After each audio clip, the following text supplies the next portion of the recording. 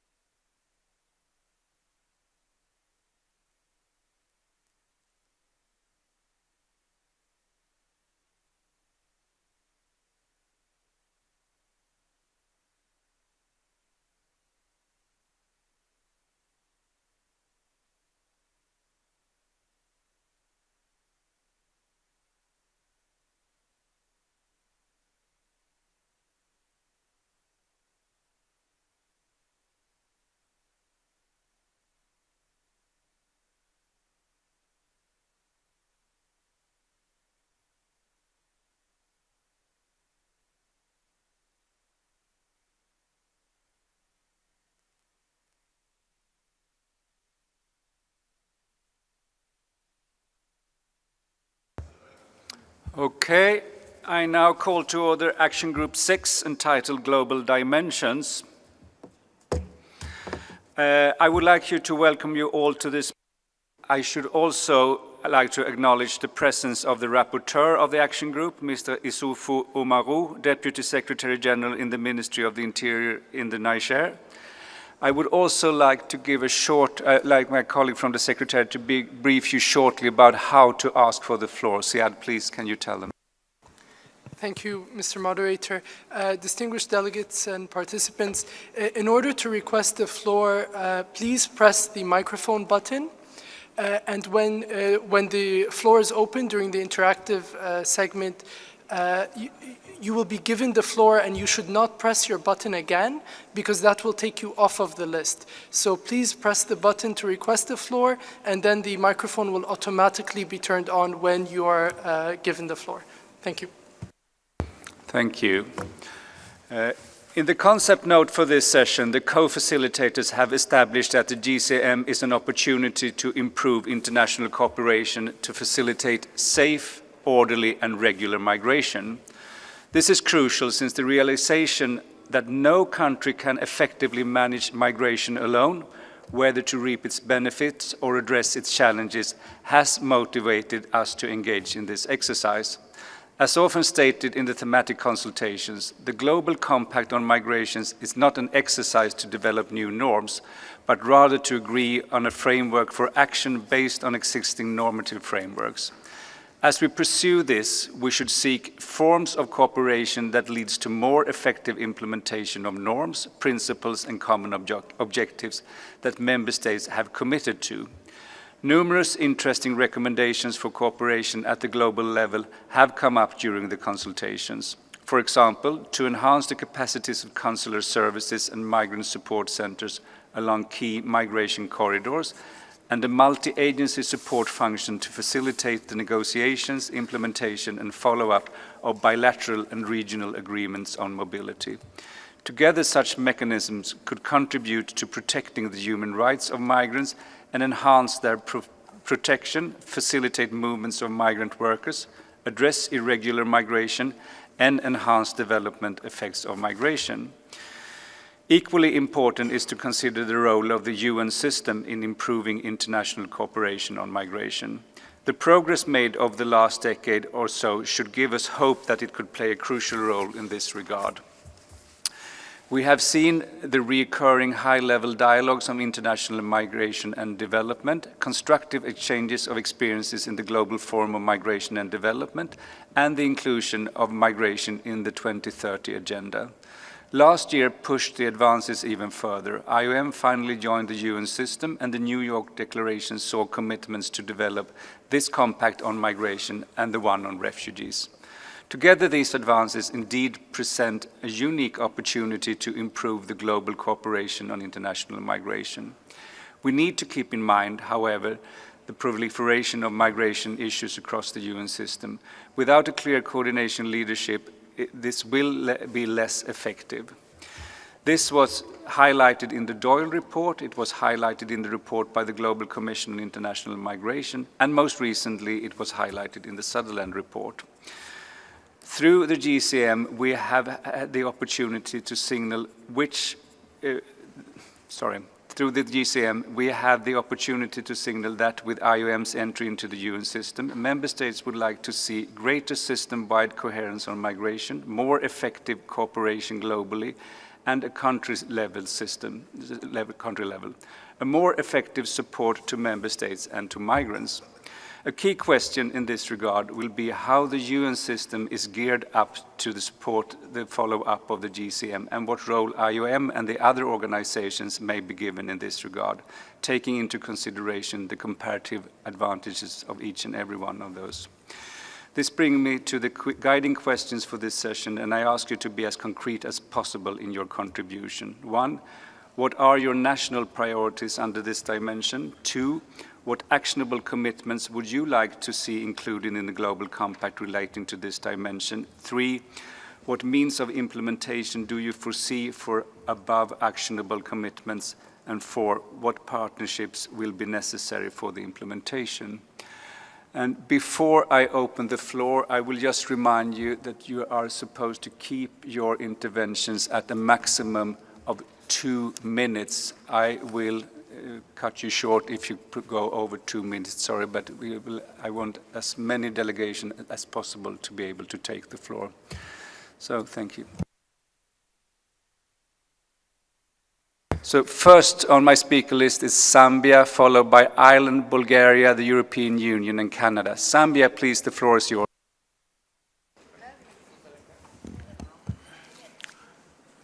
Chair, could I be given another chance?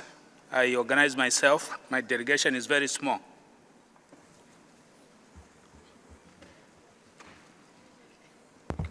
Okay, we come back to you. So the next one would be the EU, please. Thank you very much, Mr. Chair. Ladies and gentlemen, I have the honor to speak on behalf of the EU and its member states. And as you just mentioned in your introduction, I think we all agree that migration is a global phenomenon that demands global responses. And therefore, in our view, the future Global Compact should build on and reinforce the principles of solidarity and shared responsibility. I think this is the basis for our discussion here. We need a more effective multilateralism in line with national competencies. We need closer international cooperation around actionable commitments, and therefore we suggest 9 points where we should focus this international cooperation on. First of all, we need international cooperation in order to harness the positive contribution of migrants to inclusive growth and sustainable development. Second, we need it in order to address the drivers of irregular migration through an integrated approach to conflict, crisis, and sustaining peace, as well as taking also into account the effects of climate change. Third, we need more international cooperation in order to strengthen international measures to combat smuggling of migrants, paying particular attention to migrants in vulnerable situations, and also address trafficking in human beings. In this regard, the future Global Compact should call for the universal ratification and full implementation of the protocol against the smuggling of migrants and the protocol to prevent, suppress, and punish trafficking in persons. My fourth point is we need international cooperation in order to effectively strengthen border management, as well as return and readmission in accordance with the obligation of all states to readmit its own nationals. Fifth point is we need it in order to ensure the protection of human rights of all migrants, regardless of their status, in order to promote reintegration programs, in order to enhance development of the countries of origin. Seventh point is we need cooperation also on this global dimension in order to support fair and ethical international recruitment and migrant workers. The eighth point is we need it in order to improve disaggregated data collection and foster knowledge exchange. The EU and its member states already contribute to strengthening the international cooperation under the 2015 Valletta Summit follow-up, as well as the partnership framework on migration. Through this framework, and I think this is a good example, the EU is pursuing... I'm sorry, I think your time is running up now. Okay, thank you very much. Let me just make my last point. I think we also need to streamline international governance, and for that we see a leading role for IOM. Thank you. Thank you. The next one on the speakers list is Ireland, followed by Bulgaria and Canada. Ireland, please, the floor is yours. Thank you, Chair. Ireland, of course, aligns itself with the statement, or, well, we don't deliver statements, not statements delivered by the European Union, and we'd just like to add some additional remarks in our national capacity. Within the global governance, or within the global dimension of migration, we are very closely working to align very closely with the implementation of Agenda 2030. For us, the express references to migration in Agenda 2030 really were a sea change. It's been, the migration has been around the margins of the United Nations for quite some time, but Agenda 2030 was the first time that it really was fully acknowledged and recognised in the UN context.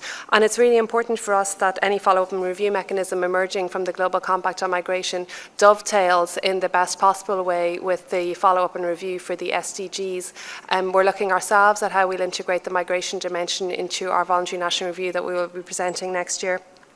One final point in relation to the gaps that we have here on data is a really important issue. We are committed to leaving nobody behind, and in particular, Ireland has a particular attachment to the conclusion of that phrase, which goes to reach the furthest behind first.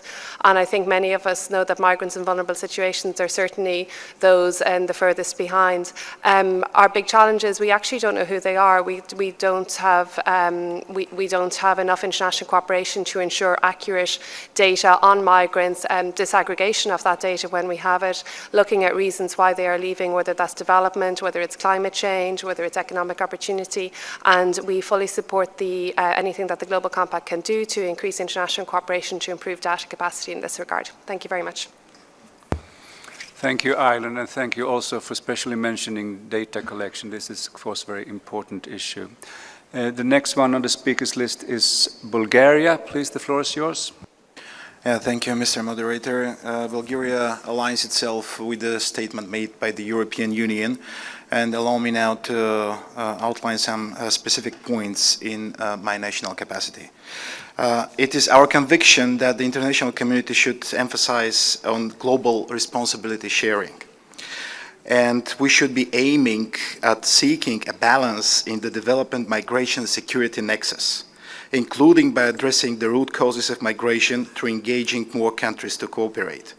We should focus on youth and ensuring its access to education and healthcare. The protection of human rights of migrants is our highest priority. It requires coordinated action-based approach on the understanding that addressing human rights of all migrants, regardless of their status, is a shared responsibility of countries of origin, transit, and destination.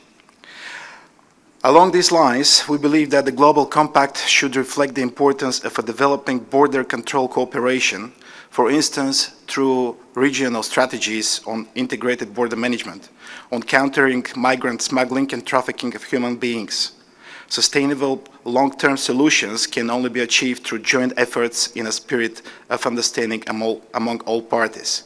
My country is attaching particular emphasis on the international governance of migration, including through effective cooperation on return and readmission. And Mr. Moderator, in concluding, let me assure you and the audience of my country's readiness to keep migration high on the agenda, since it is one of our highest priorities of next year's Bulgarian presidency of the Council of the European Union. Thank you very much. Thank you, Bulgaria, and thank you for informing us about your priorities for the presidency, and of course, every success with that. Thank you. Next one on the speakers list is Canada. Please, the floor is yours. Thank you, Chair, and I will put my comments into the 4 questions you have very helpfully put forward. So first, in terms of priorities, for Canada, the Global Compact for Migration must become the principal instrument for migration governance. It should advance progress toward the migration-related SDGs and the New York Declaration commitments, and should also build on existing migration-related instruments. The Compact should present a long-term, coherent vision of global migration and outline concrete, practical actions to achieve this vision. In terms of commitments, where states may diverge in their views on how to address some issues, that is, where there is no clear way forward in the compact, Canada would recommend that there be a commitment to use existing international forums to pursue further dialogue. In terms of implementation and partnerships, the current global migration architecture includes many actors who work on migration issues. Just as we support a whole-of-government approach in national migration systems for policy coherence and coordination, the compact should identify one body within the UN system responsible for coordinating organizations and processes that work on migration, particularly ensuring they contribute in a coherent and coordinated way to Global Compact implementation. As per input to the SG's report, which you may find publicly online, Canada believes the IOM should have this role. It is a lead migration organization and the new UN Migration Agency. It has the necessary experience, migration policy and technical expertise, and a broad global footprint.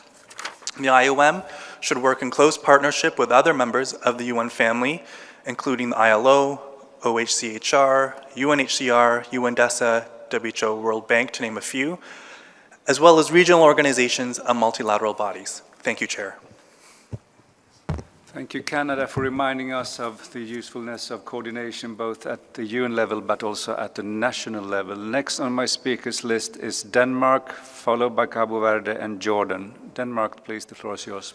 Thank you, Mr. Chair, and I'd like to associate myself with the statement made by the EU earlier on. I think the last couple of days have clearly underlined that our point of departure for the work ahead is very strong. Also because we already have the frameworks for human rights norms and obligations needed at hand.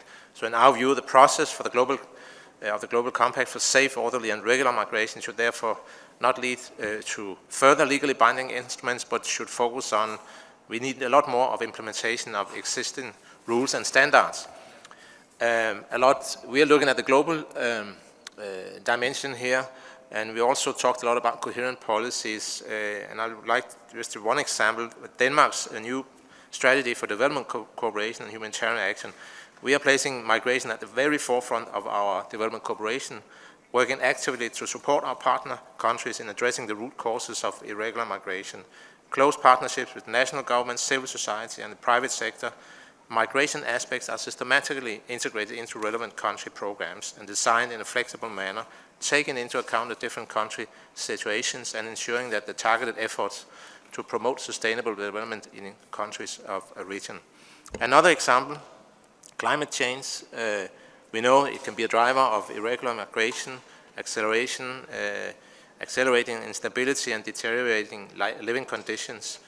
As one example of our bilateral cooperation, which I think we could broaden out in a more global way, Denmark is working in partnership with the government of Ethiopia to promote food security during a drought and a more sustainable use of natural resources, promoting resilience.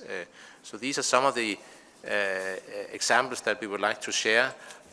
And then I would also like to say that in our work on the compact, we should address both focus on the drivers of migration, as has been said, regular migration, and also irregular migration. In that respect, I would also associate myself with those who have called for focus on that we need the data, and we should work on that as well. Thank you.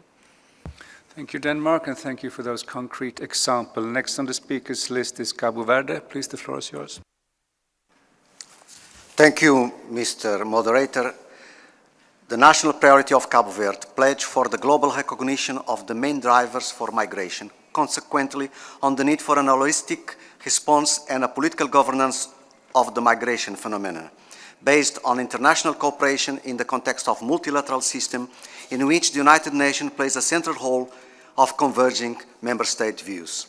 We commit ourselves to promote and protect migrants everywhere at any time in the fulfillment of their human rights, including readmission agreements by which migrants are not criminalized just because they are undocumented migrants. B, intensify our international cooperation on migration and to strengthening the mutual link between the migration impact and the SDGs' effective implementation. Work out possible measures to overcome or mitigate root causes such poverty, effects of climate change, drought and desertification, natural disasters, armed conflicts, and political instability. In brief, the absence of sustaining peace and sustainable development. We propose to implement those commitments by way of partnership to strengthening our national capacity in migration governance by an effective implementation of our national strategies with regard to migration, and searching and mobilizing ways and means of implementation, both national and international. Since my country has been a country of destination at its inception, became a country of origin, and now facing both situations, we strongly support the conclusion and the adoption of a global compact for safe, orderly, and regular migration. I thank you for your attention. Thank you, Cabo Verde, and thank you also for pointing at countries being both countries of destination and origin at the same time. Now on my speakers list is Jordan, followed by IFAD, Council of Global Unions, and then Germany. Jordan, please, the floor is yours. Thank you, Mr. Moderator. Most of the points I would like to mention has been mentioned by the European Union representative, which I do support. Just I wanted to add a couple of points. The importance of the notion responsibility sharing in dealing with the migration and refugees issues in parallel, and the need for balanced approaches and visions in this regard. And it's essential for the international community to focus on the long-term developmental assistance while addressing the drivers and routes of migrations. Thank you, Mr. Moderator. Thank you, Jordan. Next one on the speakers list is IFAD. Please, the floor is yours.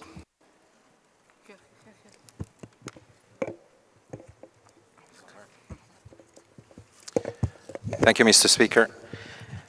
In light of the reality of 1 billion people who either send and receive remittances, and the target 10C of the SDGs to reduce the cost of remittances, we would like to provide the recommendations that were set during the celebration of the International Day of Family Remittances 2016 and the Global Forum on Remittance Investment and Development in New York, organized by IFAD, DESA, and the World Bank.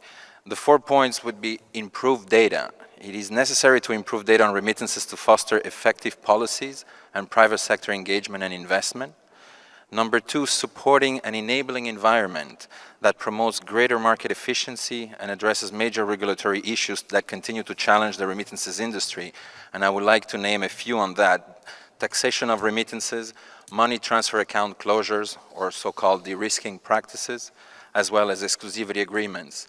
And we'd like to know that all these incentives, informal transfers, incentivize informal transfer systems, lowers competition, increase costs, and threatens the ability of migrant workers to send money home to their families. On number 3, leveraging the impact of remittances through financial inclusion and diaspora investment, which are our major aspects that can significantly contribute to the development communities of origin. And finally, on number 4, promote global partnership and campaigns at the local, national, regional, and international levels among the public and private sector society are also highly recommended. And one example of this that I would like to share is this year's celebration of the International Day of Family Remittances that was endorsed particularly among the private sectors, which waive the cost or the fees of remittances during that day. And we believe that this could be something that have a tremendous impact in migrant remittances and investment and in reaching the SDGs. We look forward to working with member states and stakeholders to support the Global Compact on migration. Thank you. Thank you, IFAD, and thank you for pointing to the important role of remittances. Next on the speakers list is Council of Global Union. Please, the floor is yours.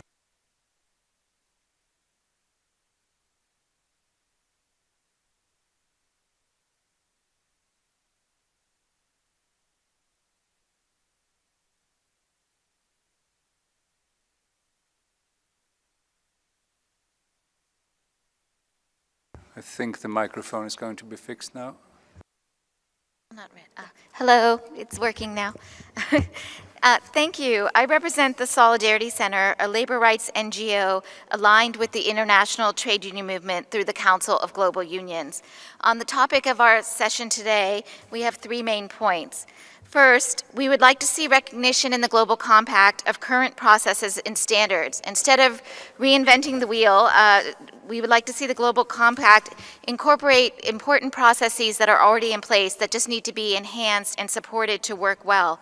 For example, related to labor migration, we'd like to see incorporation of all of the ILO core labor standards and the ILO's tripartite process brought into the Global Compact, recognized in the Global Compact, and recognition of the ILO as the lead agency on labor migration in the UN system.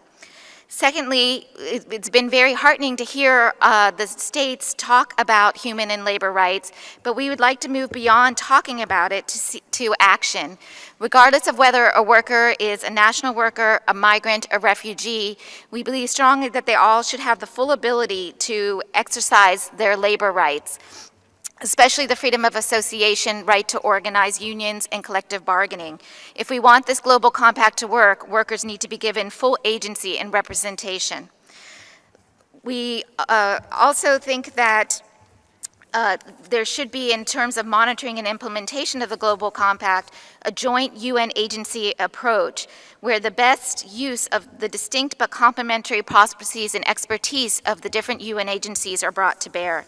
Finally, in terms of looking at this issue of labor migration globally, and there's a lot of discussion about sustainable development, we want to stress that sustainable development is not just about remittances.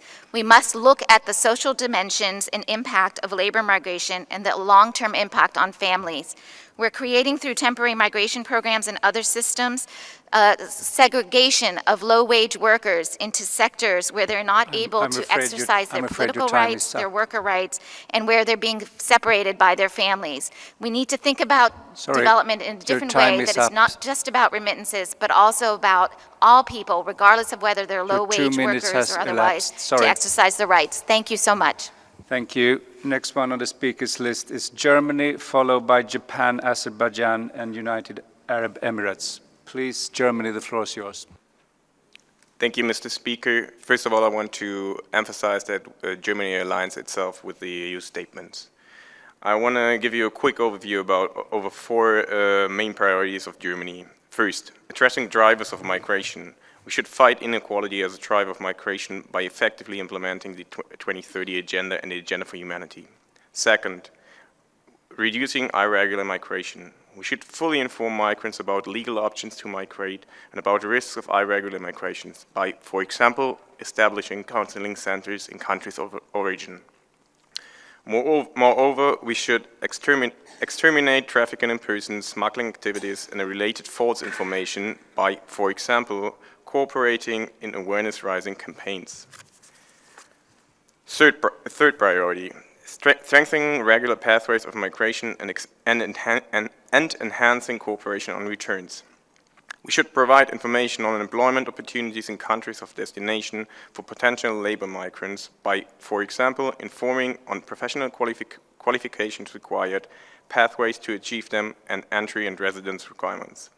We should cooperate effectively towards facilitating the return of states' nationals who do not have the legal right to stay by, for example, swift identification and issuance of travel documents through the consular services of countries of origin, as well as by supporting civil registry systems enhancement and digitalization in countries of origin.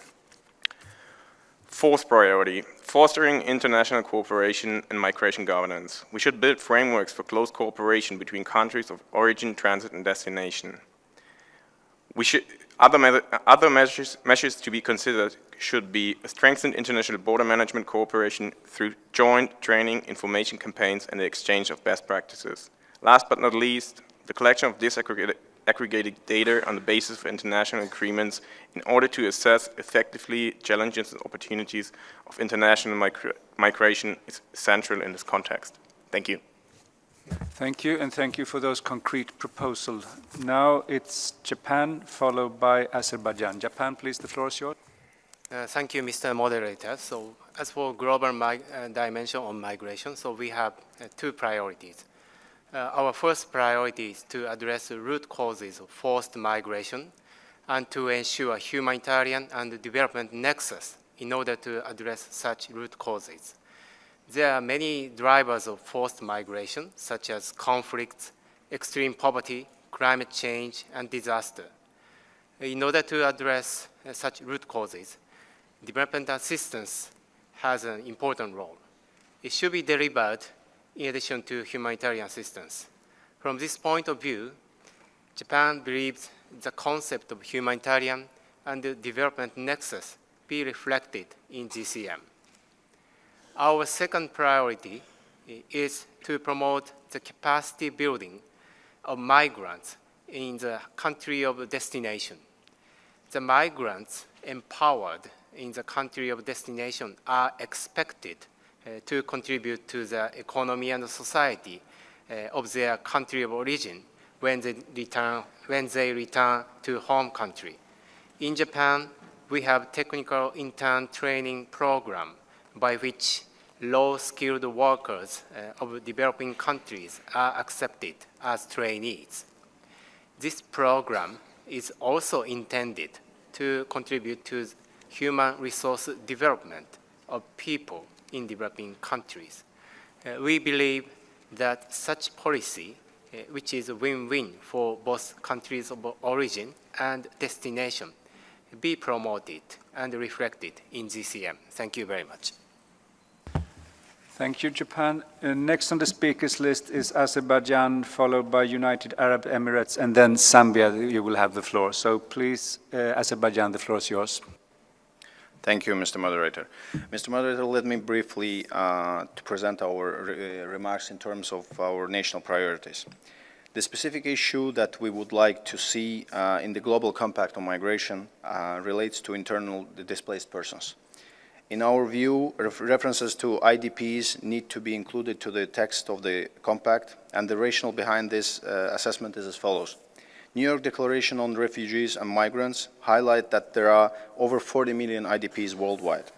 In its paragraph 20, this declaration specifically and exclusively talks about the IDPs, among others recognizing the possibility that IDPs might seek protection and assistance in other countries as refugees or migrants. In the light of the above mentioned, we believe references to IDPs could further strengthen the Global Compact, and I thank you, Mr. Moderator. Thank you very much, Azerbaijan. Next one is United Arab Emirates. The floor is yours, please. Thank you, Chair. The UAE would like to propose for inclusion in the Global Compact for Migration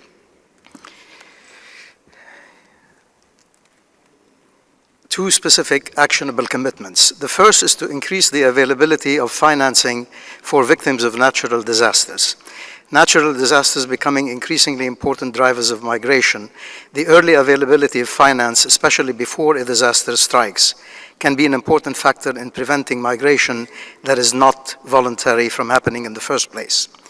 Means of implementation include the incorporation of instruments such as forecast-based financing and disaster risk insurance mechanisms into national disaster preparedness strategies. Partnerships necessary for implementation would need to include governments, development agencies, international financial institutions, as well as stakeholders, including civil society and the private sector. The second is to reduce to 3% the transaction cost of migrant remittances as per SDG 10C. Means of implementation could include the review of regulations and licensing of payment service providers with a view to promoting financial inclusion and encourage competitive costs. Regulations should encourage competition among service providers to create an environment that is conducive to faster, cheaper, and safer transfer of remittances. Partners for implementation would need to include governments, notably central banks, and other regulating authorities of service providers, as well as the private sector. Thank you, Chair. Thank you, and thank you for those concrete proposals. Next one is Zambia, followed by Eritrea and Tuvalu. Zambia, please, the floor is yours. Thank you, Chair, for your understanding.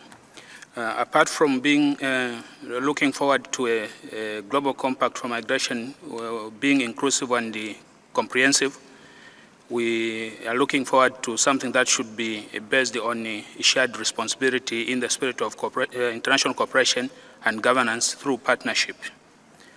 We would like to see the Global Compact placing emphasis on the protection of rights of migrants regardless of their status. This will entail strengthening protection mechanism, especially for those most vulnerable, the women and children. In terms of inclusion, we would like to see a GCM that will afford provisions to facilitate for socio-economic integration of migrants into host communities with the support of the international community by guaranteeing migrants access to services. In Zambia, we have done this in the area of refugees, and we feel it can be replicated with migrants.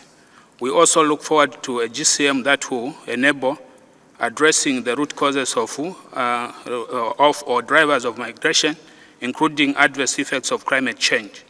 And with regard to climate change, we would like to add the following, that for the implementation of the Global Compact, innovative measures to encourage effective and sustainable management of natural assets is necessary to provide alternatives to distressed migration.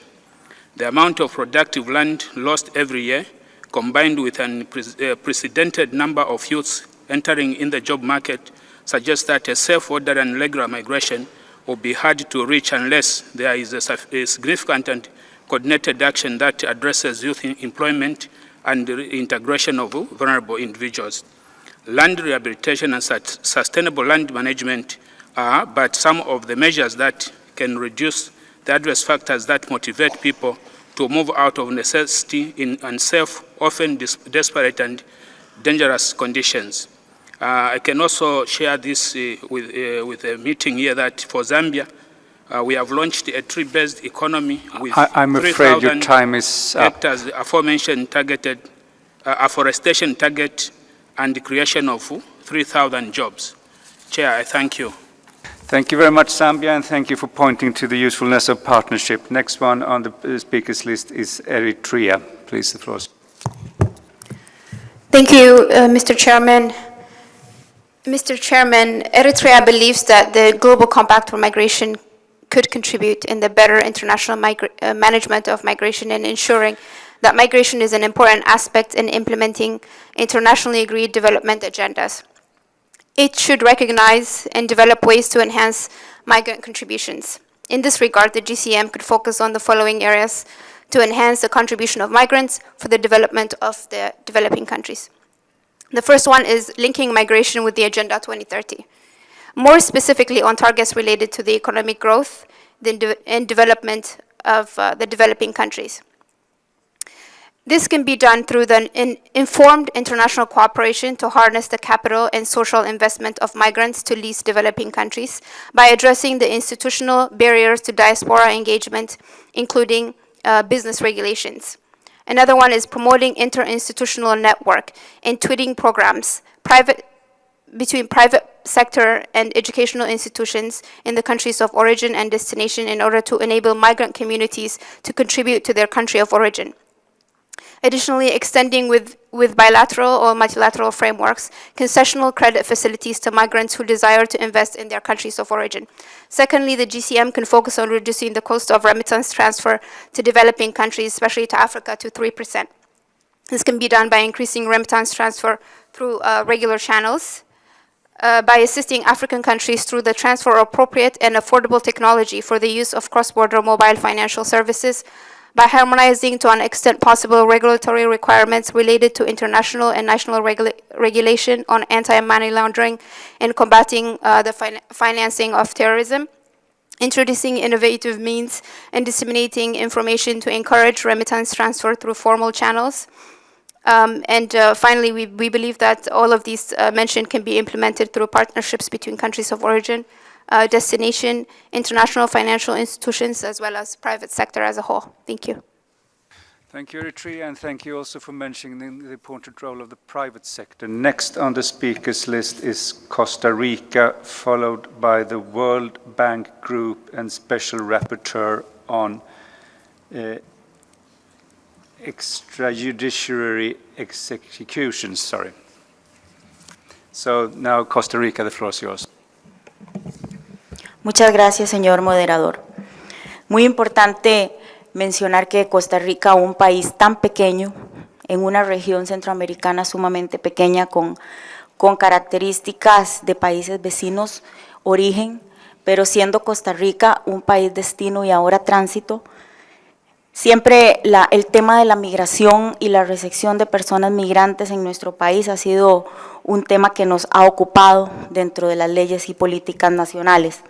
Sin embargo, hablando aquí de la migración, a finales del año 2016 hemos nosotros observado un tránsito que en menos de 12 meses ha sido por más de 25,000 personas en un 80% de nacionalidad de África y Asia del Sur. A pesar de que Costa Rica, por su dinámica migratoria, siempre ha tenido sus dimensiones a nivel mundial, nacional y regional, esto fue una gran experiencia que hizo que Costa Rica identificara una necesidad de tener un enfoque más global por las nacionalidades y las nuevas tendencias que estábamos enfrentando. Es así como nuestra prioridad nacional ha tenido una observancia hacia las nuevas tendencias migratorias y hacia nuestras regulaciones para buscar una coherencia que permita que podamos nosotros dar una respuesta efectiva. También tenemos como prioridades la regularización real y efectiva de lo que es la migración laboral, especialmente en la mujer trabajadora migrante y las poblaciones indígenas. Para nosotros, en septiembre del 2006, la Declaración de Nueva York fue un paso muy importante porque viene a guiarnos en el momento en el que más necesitábamos cuál iba a ser nuestra perspectiva mundial ante la migración, y estamos totalmente comprometidos con todos estos puntos. Hemos reforzado nuestra política migratoria para nosotros poder ser coherentes con los nuevos movimientos. Hemos reforzado el tema de la lucha contra la trata de personas y el tráfico ilícito de migrantes, el cual en este momento es un gran desafío. Muchas gracias. Thank you very much, Costa Rica. The next one on the speakers list is the World Bank Group. Please, the floor. Good afternoon. This is Sonia Plaza from the World Bank, representing the GMG. Sonia Plaza from the World Bank. Sonia Plaza from the World Bank, representing the GMG and talking about the diaspora. I wanted to mention three things. The contributions of the migrant diaspora communities are increasingly recognized as they fill important gaps in labor markets, transfer large amounts of remittances, and contribute to innovation, entrepreneurship, promote trade and investment, as well as through the transfer of technology skills and knowledge. We have had the discussion in the morning on different contributions of the private sector, but we would like to work a little bit more the governments, how diaspora communities can be both a direct source of investment for trade, for technology, but not only on the countries on the north, but also in the south. The diaspora contributes not only the skilled migrants or the skilled diaspora, but also the low skilled diaspora contributes to development in the south and in the north. Diaspora members can act as a catalyst for the development of capital markets. In these regards, I wanted to provide 4 concrete recommendations that it should be included in the Global Compact on Migration. First one, simplifying the AML, anti-money laundering, and counter-terrorist regulations for low, small transactions. The risking will not facilitate mobilizing remittances and diaspora resources. This is important for all the countries, and the risking is impeding a lot the investments by the diaspora and also trade operations at this moment. It's not only impacting remittances, but trade and investment. We need to improve data. Nobody knows where the diaspora is. We don't have data on the diaspora, and even some of the censuses that we are collecting data on migrants, we don't know where the person has been born or were the parents. So we don't have a complete estimate on the diaspora. Means of implementation, we can work with the statistical office and we can partner with all the governments that are saying that data is important. Third recommendation, improve diaspora outreach. This is the responsibility of their own governments, embassies, foreign service departments. I'm afraid you have to wrap more up information, investment trade and investment. Then finally, we can use the example of developing and access to capital markets. For example, Nigeria just issued a diaspora bond. So that could be one way that we can fund some of the investment and industrialize Africa, tap into the diaspora for technology, trade, and investment. Thank you very much. Thank you for those concrete proposals and also highlighting the importance of the diaspora. Next one on my speakers list is the Special Rapporteur on Extrajudiciary Executions, followed by China and Colombia. Please, the floor is yours. Thank you very much. I'm speaking today to make a call for a global response and international cooperation to address the mass casualties that characterize migrations. I will suggest that at least three areas of international cooperation are required. The first one is to combat impunity for the killings of migrants. I've heard many speakers talk about combating smuggling, and allow me to make a plea that what needs to be combated as a priority is smuggling with homicide or smuggling with the torture of migrants. At the moment, there are very few cases that are being brought to justice. Secondly, we need international cooperation to identify the dead and missing and to trace them back to their family. And thirdly, we need far better cooperation and effective mechanisms to count the missing and the dead. IOM is leading on this project and of missing migrants, and there is no doubt that more resources is required. With regard to the investigations, I think far more can be done to prioritize the investigation into the so-called aggravated smuggling with the cooperation of UNODC, Interpol, Europol, and the development of appropriate collaboration across countries of origin, transit, and destinations. The work on the identification of the dead and the tracing to the family is currently done at a very small scale, mostly by NGOs and universities. We need far greater international cooperations and resources so that post-mortem and ante-mortem information on the dead can be traced back to families who live in great anguish, waiting for news about their missing relatives. Thank you very much. Thank you. Next one on the speakers list is China, followed by Colombia. China, please, the floor is yours. Thank you, Mr. Chair.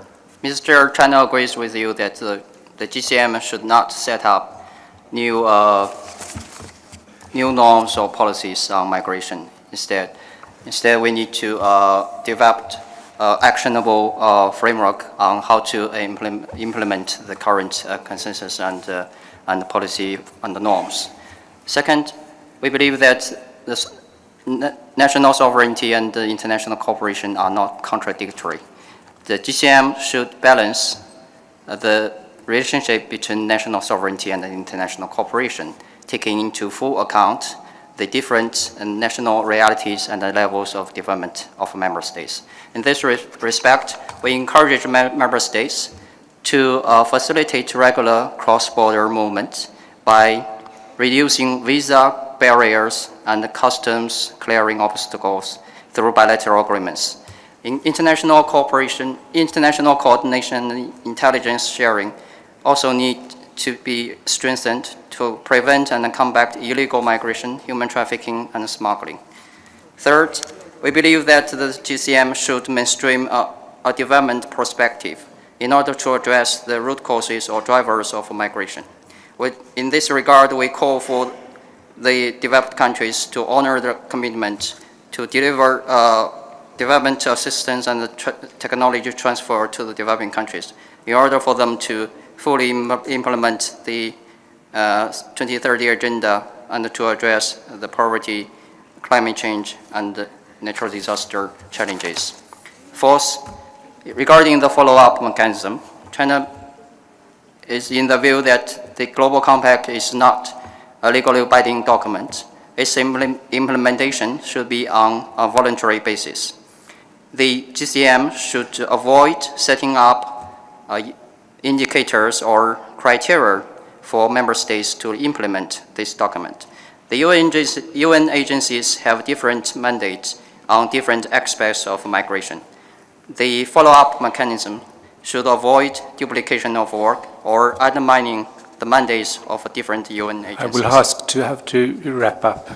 As the UN is already restrained regarding its mandate, the GCM should not consume too much resources.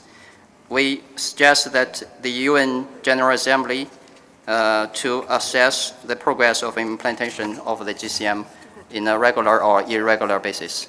We do not see the need to set up a new mechanism or universal periodic review or peer review or periodic reporting system. Thank you. Thank you. Next one on the speakers list is Colombia. Muchas gracias, señor moderador. Para Colombia, como país de origen, tránsito y recientemente de destino, el tema migratorio es un tema prioritario. Quiero referirme al tema de la responsabilidad compartida. En lo referente al concepto de responsabilidad compartida, quiero hacer referencia a que en diversas ocasiones y foros, incluyendo la Asamblea General de Naciones Unidas, la Conferencia Suramericana sobre Migraciones y el Foro Global sobre Migración y Desarrollo, Colombia ha expresado que no considera conveniente ni adecuado aplicar el principio de responsabilidad compartida de la migración internacional. Colombia ha precisado que en este tema debe primar la cooperación para proteger los derechos de los migrantes, quienes poseen derecho inherente a la movilidad y a su libre circulación. Nos preocupa que sobre acuerdos de readmisión obligatoria se abran las puertas a procesos de deportaciones masivas. La implementación de una migración ordenada, regular y segura pasa por la facilitación del proceso migratorio. Esto no solamente tiene que ver con la ampliación de vías regulares para hacerlo, sino con la liberalización de las condiciones de entrada y salida de los ciudadanos. Una efectiva protección de los derechos de los migrantes, sin importar su estatus migratorio, debe tener en cuenta los procesos de regularización. La regularización es el único camino que permite que los migrantes sean visibilizados e impide la creación y repetición de procesos subterráneos de los cuales se lucran las redes del delito transnacional. El Pacto Global debe ser un instrumento que mediante la cooperación internacional abra las puertas para nuevos programas de regularización. Muchas gracias. Thank you, Colombia. Next one on the speakers list is Brazil, followed by Bangladesh and the Russian Federation. Brazil, please, the floor is yours. Well, thank you, Mr. Moderator. We understand that the Global Compact main contribution would be to tackle irregular migration. It's expected to do so, and it should do so from a human rights perspective. We believe that the vulnerability of undocumented migrants, who are often rendered invisible to the state and more susceptible to human rights violations, makes irregular migration an issue of human rights concern. In this respect, we as an international community should commit to expand and create regular pathways of admission as an essential measure to curb the smuggling of migrants and human trafficking, as well as to reduce the migrants' vulnerability and exposure to perilous migratory routes. This should encompass the creation of regular pathways to accommodate labor mobility objectives, as well as the creation of alternative channels of admission to migrants who do not qualify for refugee status, but are nonetheless in need of special protection, such as stateless persons and victims of natural disasters. Nevertheless, we should bear in mind that it's not possible to anticipate all situations that may give rise to irregular migration. Among other factors, severe economic or political crisis can lead to disorderly migration flows, which may be irregular given the emergency situation that leads people to migrate. Consequently, it's equally important to promote doors, ways, avenues for regularization of undocumented migrants, which is a crucial measure to reduce exploitation and abuse, as well as to enhance migrants' social inclusion. Simplifying the conversion between different types of visa may in this respect be important to prevent migrants from getting into irregular migratory status. In light of the current migratory I'm afraid you crisis, have to wrap up now. Okay. We believe the Global Compact should direct the international community's efforts towards ending human rights violations resulting from so-called immigration detentions. Thank you. Thank you, and thank you for pointing to the important question of vulnerability. The next speaker on my list is Bangladesh, followed by the Russian Federation. Bangladesh, please, the floor is yours. Thank you, Mr. Moderator. Migration indeed is a global phenomenon, and we need global response to deal with it. So that the GCM should be an evolving and living document, simply yet substantively comprehensive and visionary. It has to be self-contained to address all aspects of migration and need to be an up-to-date one. For fulfilling the criteria that we envision, the compact ideally needs to be a legally binding document. In case of disagreement, the alternative option could be framing a hybrid document in which some parts are legally binding and some are not. It may also contain context-specific, non-binding guiding principles. Furthermore, the document should create scope for the member states to engage into further discourse on areas on which a convergence would not be possible during 2018. The GCM should be a policy instrument for regulating transborder human mobility by opening accessible, regular, safe and affordable migration channels and promoting and celebrating the diversities. The Global Compact for Migration objective should essentially be to enhance the international cooperation to ensure safe, orderly and regular migration involving full respect for human rights and the human treatment of migrants regardless of their migration status, embolden the element of global governance in the field of international migration. Also need to be dispel all misperceptions about such global governance so that member states could embrace it without the prejudice of compromising on sovereign rights. Proper integration of migrants and providing them with access to basic services are to be ensured through capacity and resilience building measures in host community. The compact must have clear provisions for all of this. Migration related evidence-based data collection remains the cornerstone for success. Proponents for forced and irregular migration are to be addressed in the compact, and sustainable solution for tackling such conflict crisis related plights need to be figured out. Climate change induced large scale displacement and root causes of internal displacements are also to be taken into full consideration. While framing the zero draft, it should be kept in mind that the operative paragraphs are to be target-based, implementable and reviewable like those in 2030 Agenda for Sustainable Development. For making the Global Compact for Migration functional, there is no alternative of attaining greater global political endorsement in its favor. Given the current nature of global politics and rise of more nationalist chauvinist ideologies escalating, granting this and securing higher level of sincere political support will be critical for it. Thank you. Thank you. I would like to ask speakers to deliver their remarks at a normal speed in order for the interpreters to be provided properly, and thank you for your cooperation, and also try to stick to the 2 minutes so that as many delegations as possible will be able to take the floor. Now, Russian Federation, the floor is yours. Благодарю вас, господин председатель. Очень кратко. Для нас Global Compact не должен иметь юридически обязывающего характера и предусматривать некие мониторинговые механизмы последующих действий, follow-up mechanisms.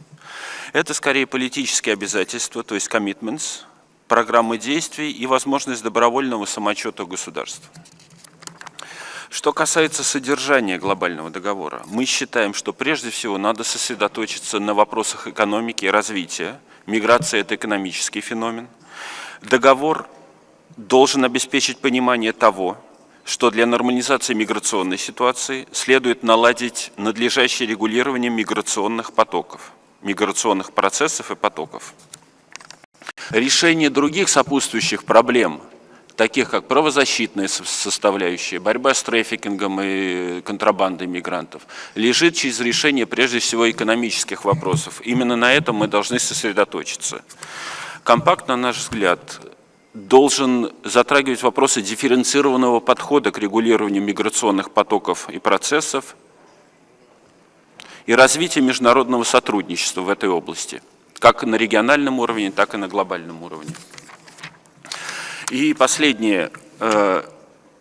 Важно не путать экономические вопросы и гуманитарные вопросы. Сейчас мы наблюдаем так, как многие путают миграционные вопросы с вопросами беженцев. Необходимо четко разделять эти два вопроса, потому что это области совершенно другого права, экономического и права беженцев. Благодарю вас.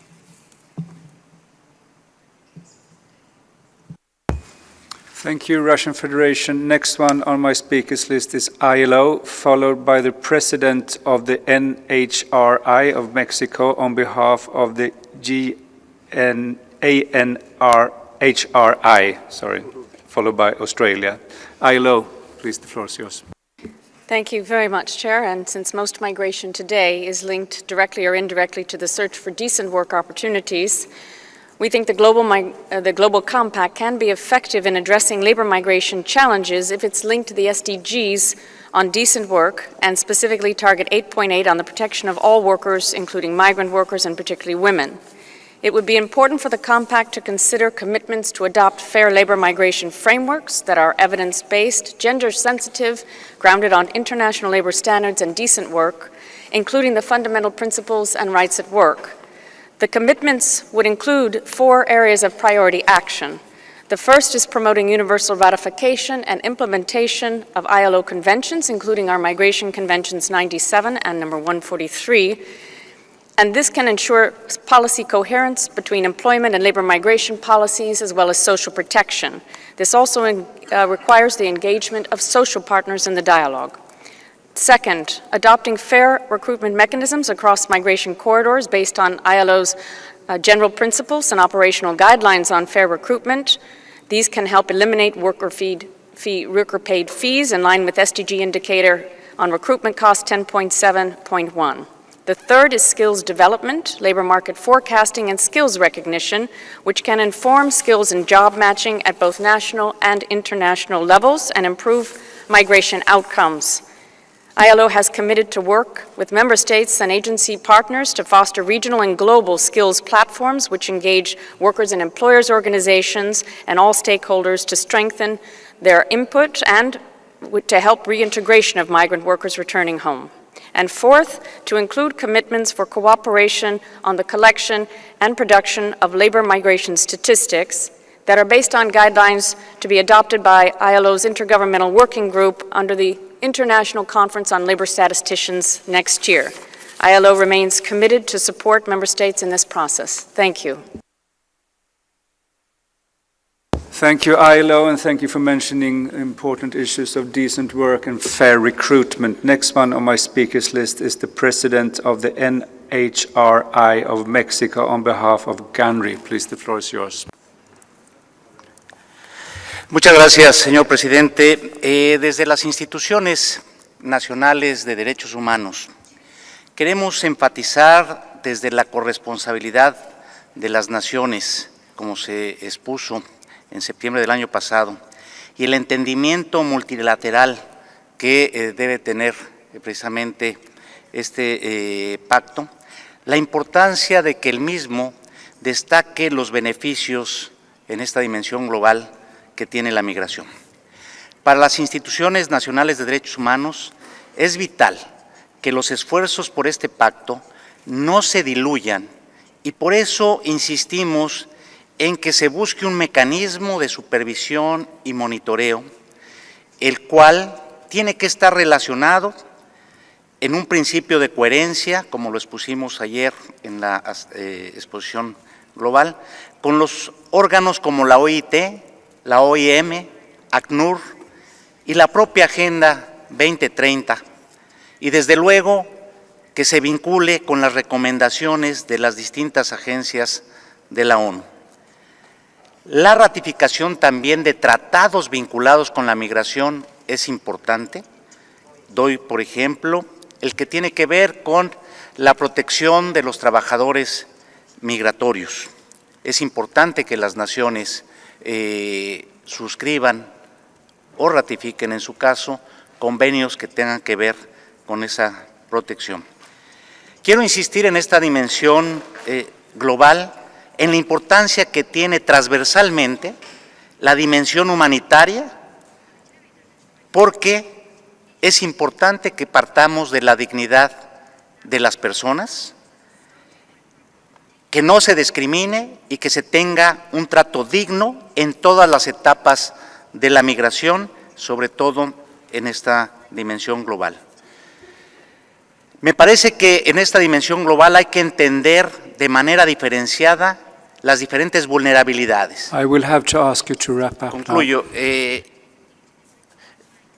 Me refiero a niñas, niños y adolescentes, la perspectiva de género y que haya justicia y que se atienda corresponsablemente también el tema de tráfico y de trata de personas y que entiendan a las instituciones nacionales como facilitadoras para el cumplimiento, para el seguimiento del pacto también. Muchas gracias. Thank you. Now, Australia, followed by Thailand and Liechtenstein. Australia, please, the floor is yours. Thank you very much. Our point of departure is that the GCM will be voluntary and legally non-binding. In terms of commitments, we'd like to see a strengthened commitment by states to collaborate on migration, particularly galvanised by shared best practices. We'd also like to see a commitment to address the root causes of displacement and irregular migration, and commitments to support political and peace-building efforts. Thinking about the implementation and particularly a possible follow-up mechanism, we'd like to see a low-cost and light-touch follow-up arrangement in relation to the commitments in the GCM. This means not monitoring and reviewing, but rather mapping and assisting states as we work through our voluntary commitments. In light of this, we see a central role for IOM in conjunction with relevant UN agencies in supporting the implementation. IOM is the only organisation exclusively dedicated to migration. Other agencies also have an important role to play and have pieces of the pie. We're still developing our thinking, but we could envisage a kind of hub and spoke model with IOM at the hub of the follow-up and developing incredibly effective partnerships with other agencies that have important parts of the migration and mobility equation. There are various practical options, but we'd be looking for something that already existed. One could be IOM's IDM, which with some small retweaks, it's an existing mechanism and it could be made more inclusive and it could be a flexible and nimble way of states mapping and voluntary reporting on the commitments they've undertaken through the compact. Thank you. Thank you, Australia, and thank you for being so concrete. Next one on my speakers list is Thailand, followed by Liechtenstein. Thailand, please, the floor is yours. Thank you very much, Mr. Moderator. For Thailand in the global dimension, regional and international cooperation on migration management is our national priority. And for the actionable commitment, Thailand would recommend that in the Global Compact for Migration, regional and international cooperation to ensure cross-border control of migration flows and coordination of the best practices to be promoted. So for the means of implementation, we have 6 recommendations. 1, improve country-level coordination on migration management practices across the region. In particular, enhance information sharing and collaboration between governments of sending and receiving countries. 2, enhance scope of coordination at the field level between frontline officials in host countries and those of neighboring countries. 3, establish tailored bilateral labor agreements concerning the deployment of migrant workers from a source country to work in a certain key industries to improve migration management for both states and better protect migrant workers in the industry. 4, support development of harmonized standard operating procedures to facilitate regional cohesion in approach towards migration management between sending and receiving states. 5, engage with international organizations' expertise on travel document inspection to ensure false or fake travel documents at point of entry, including training of frontline border officials on how to recognize imposters, signs of tampering and false travel documents. 6, member states should share good practices among each other. Thank you very much. Thank you, Thailand, and thank you for being so concrete. Next one on the speakers list is Liechtenstein, followed by New Zealand and Spain. Liechtenstein, please, the floor is yours. Thank you very much, Mr. Moderator. Mr. Moderator, having followed this process actively since its inception, we have come to the view that a large majority of states shares the view that this process is a chance to increase and strengthen global migration governance, and not only at the global level, but at all levels, and we certainly share that view. We consider the compact as a very important opportunity to take a step ahead in that regard, and I would just like to mention a couple of points that have already been raised by other delegations that we also think are important. The first one is strengthened governance at the level of UN institutions. We certainly share the view that the compact provides the opportunity to strengthen coherence and to avoid further fragmentation of efforts. But this does not mean, of course, that we should not have efforts at all levels that are pertinent to migration governance. Second, at the intergovernmental level, we've said it yesterday, we will certainly engage actively in ensuring strong modalities to review implementation of the commitments we're going to have in the framework of the compact. In our view, the review of implementation should be primarily conducted in a format that provides universal access to all states and other stakeholders, and that is closely aligned with corresponding processes in the framework of the SDGs, so we can ensure that the synergies for both agendas are maximally exhausted. Finally, I would like to also support a point that was made before I was taking the floor, and that is that the compact should make a contribution to the universalization of existing legal instruments. And I'm thinking first and foremost, of course, about the Palermo regime, including its two very important additional protocols on the smuggling of migrants and trafficking in persons, but not only limited to that regime. There are other instruments that would greatly benefit from additional push towards universalization. Thank you. Thank you, Liechtenstein. I have a small announcement before I give the floor to the next delegation. I just want to remind you about those cards on actionable commitments that you all have on your tables. So please fill them in, and there's a box outside this room where you can put them. Thank you. Next one on my speakers list is New Zealand, followed by Spain and Chile. New Zealand, please, the floor is yours. Kia ora koutou. Thank you, Mr. Moderator. New Zealand is a country of migrants. We are both a country of origin and of destination. Migration is a key component of our prosperity and growth. We'd like to propose that we have three key priorities for the Global Compact. Firstly, the Global Compact on Migration should continue to support legal pathways to provide migration benefits for individual migrants, communities, and countries of destination and origin. Secondly, we reject migrant exploitation, human trafficking, people smuggling, xenophobia, and discrimination. However, we note that these are not problems that individual states can solve on their own. They require a concerted global approach involving cooperation between origin, transit, and destination states. Thirdly, the Global Compact needs to be inclusive and founded on our existing human rights commitments and obligations. In terms of implementation, we need to ensure that the capacities and needs of all states are considered, especially small developing island states. We support actionable commitments that strengthen international cooperation, the sharing of best practice and capacity development. In that regard, we propose a commitment to accelerate action to reduce the transaction costs of migrant remittances and to eliminate remittance corridors with costs of higher than 5%. So we reiterate our commitment to the G20 and SDG targets. However, we think that as member states we can work to accelerate the implementation of those targets, obviously while still maintaining our anti-money laundering and countering of terrorism finance requirements. Globally, the volume of remittances far outweigh global aid spending and therefore have far greater development impact on families and communities in developing countries. According to the World Bank, remittances are worth $628 million US per year to the Pacific region alone.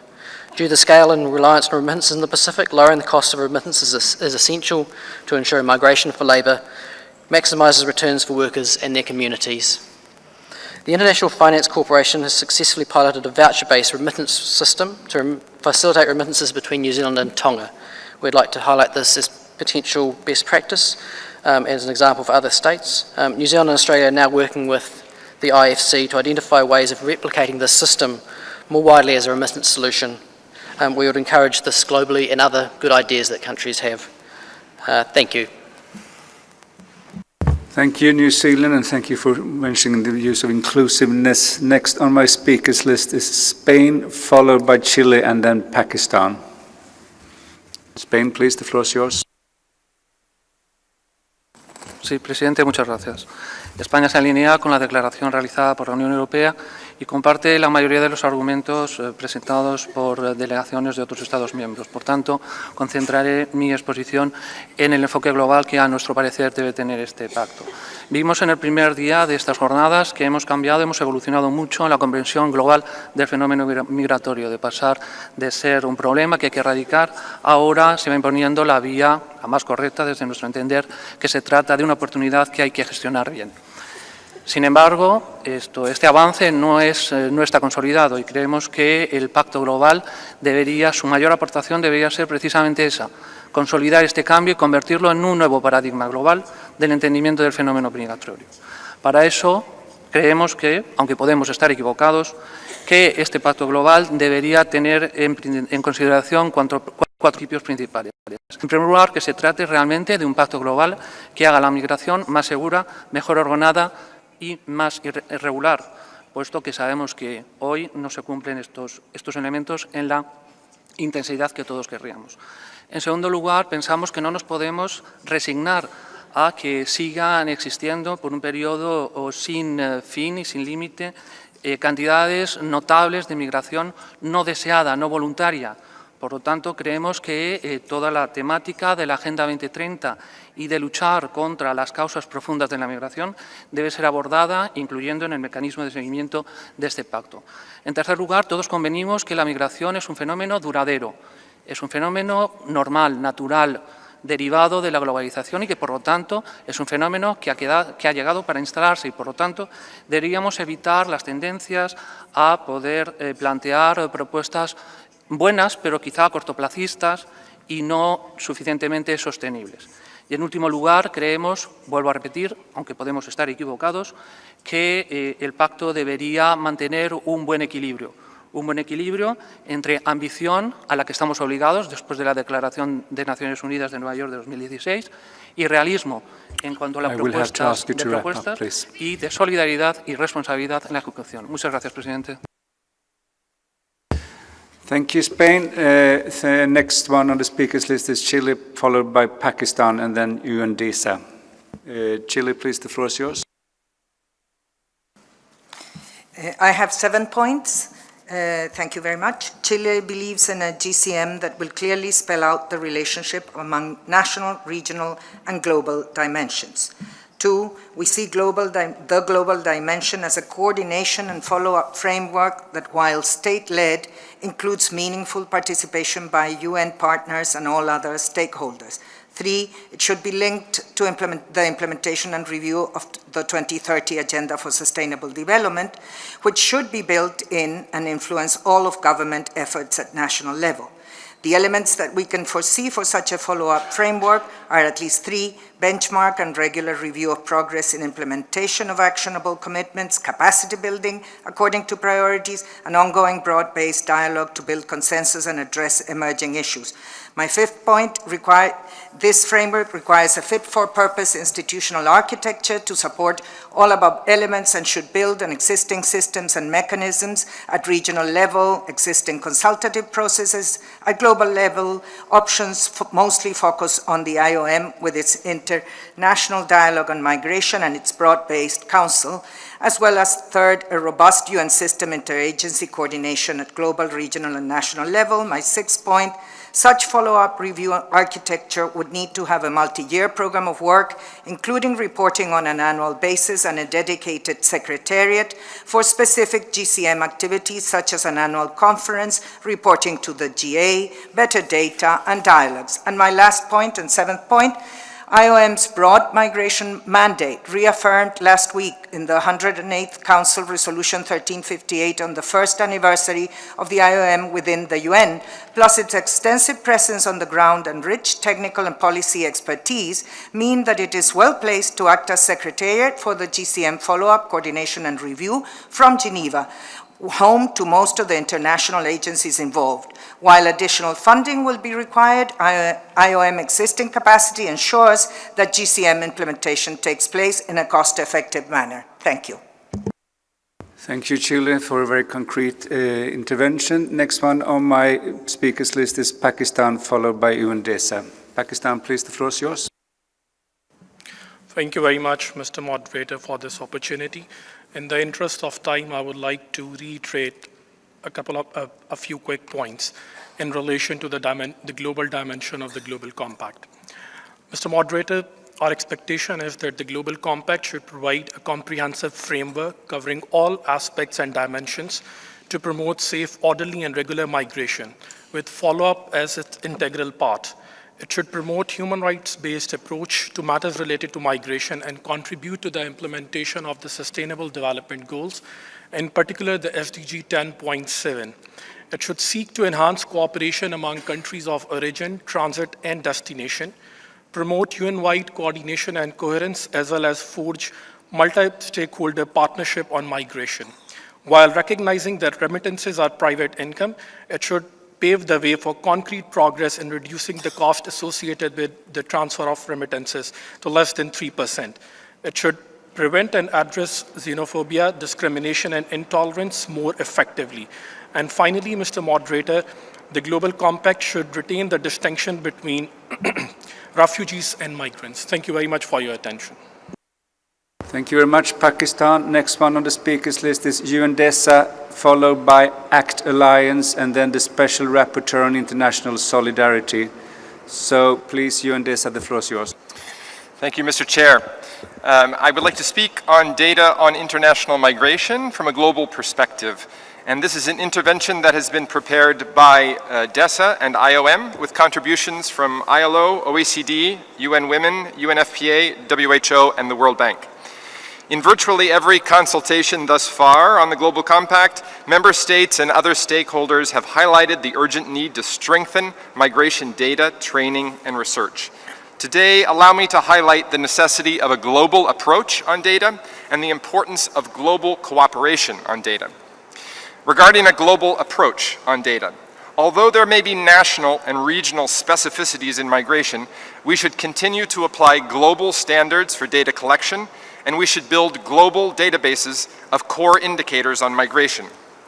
A global approach to data is the only way to ensure the availability of consistent and comparable information on migration trends, drivers, and impacts. In the Global Compact, we propose that there should be a chapter or a section of a chapter dedicated to articulating a global vision of how to improve the available data and evidence on migration. For example, within a chapter on implementation, there could be a dedicated section on improving migration data training and research. Regarding global cooperation on data, the follow-up to the Global Compact would benefit from a global program for building national capacities to collect, disseminate, and analyze migration-related data. Such a global program would provide a means of addressing data gaps, assessing migration trends, and monitoring the implementation of commitments.